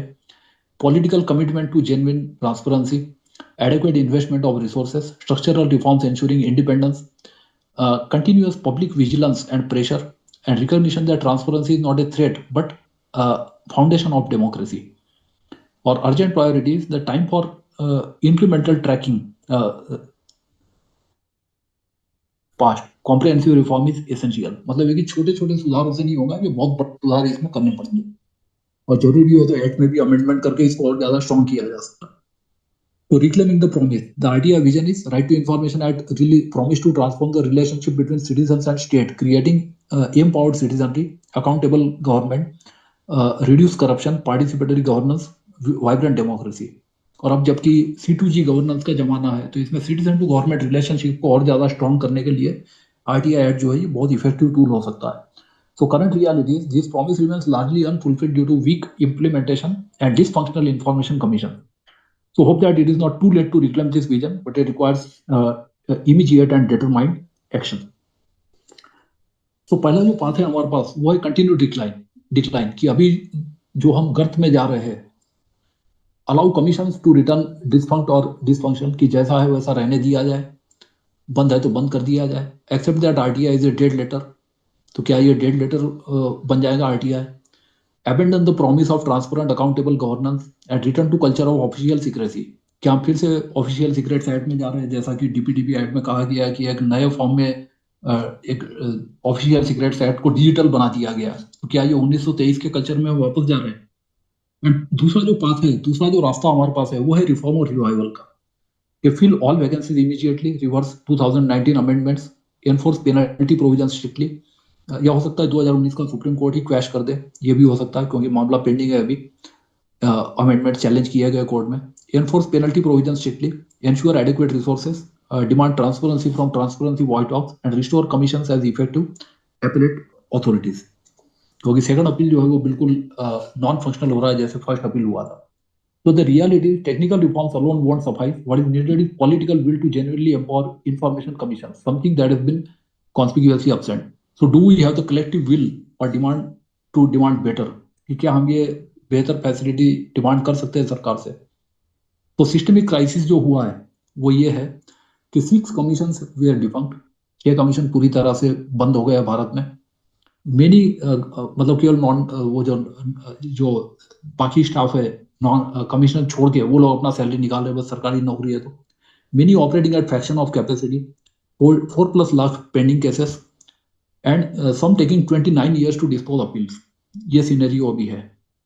यूपी 2008 केस कि first state CIC suspended, demonstrated vulnerability despite statutory protections, created chilling effect. Penalty failure कि only 2% of imposable cases see penalties, 98% violations are unpunished, promoting culture of impunity.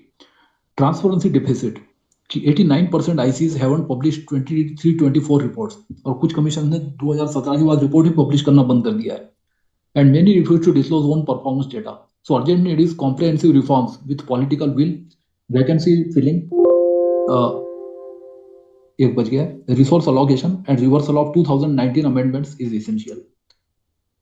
तो यहाँ पर हम स्टॉप करते हैं। इसमें जो रेफरेंसेस मैंने किए हैं, तो इसमें जो report card on performance of information commission 24-25 सतर नागरिक संगठन ने पब्लिश किया था करीब 6 महीने पहले। इट इज इंटेंट, और ये जो प्रेजेंटेशन है इसका जो पर्पस है ये फिर मैं क्लियर कर दूं कि ये किसी कमीशन को क्रिटिसाइज करना नहीं, बल्कि इसमें रिफॉर्म लाने का है for educational and advocacy purposes to stimulate discussion and reform of commissions.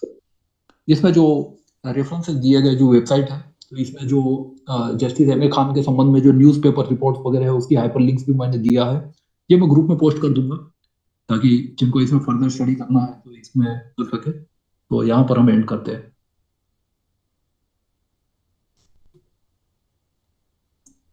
Chat box मैं देख लेता हूँ इसमें जो क्वेश्चंस है।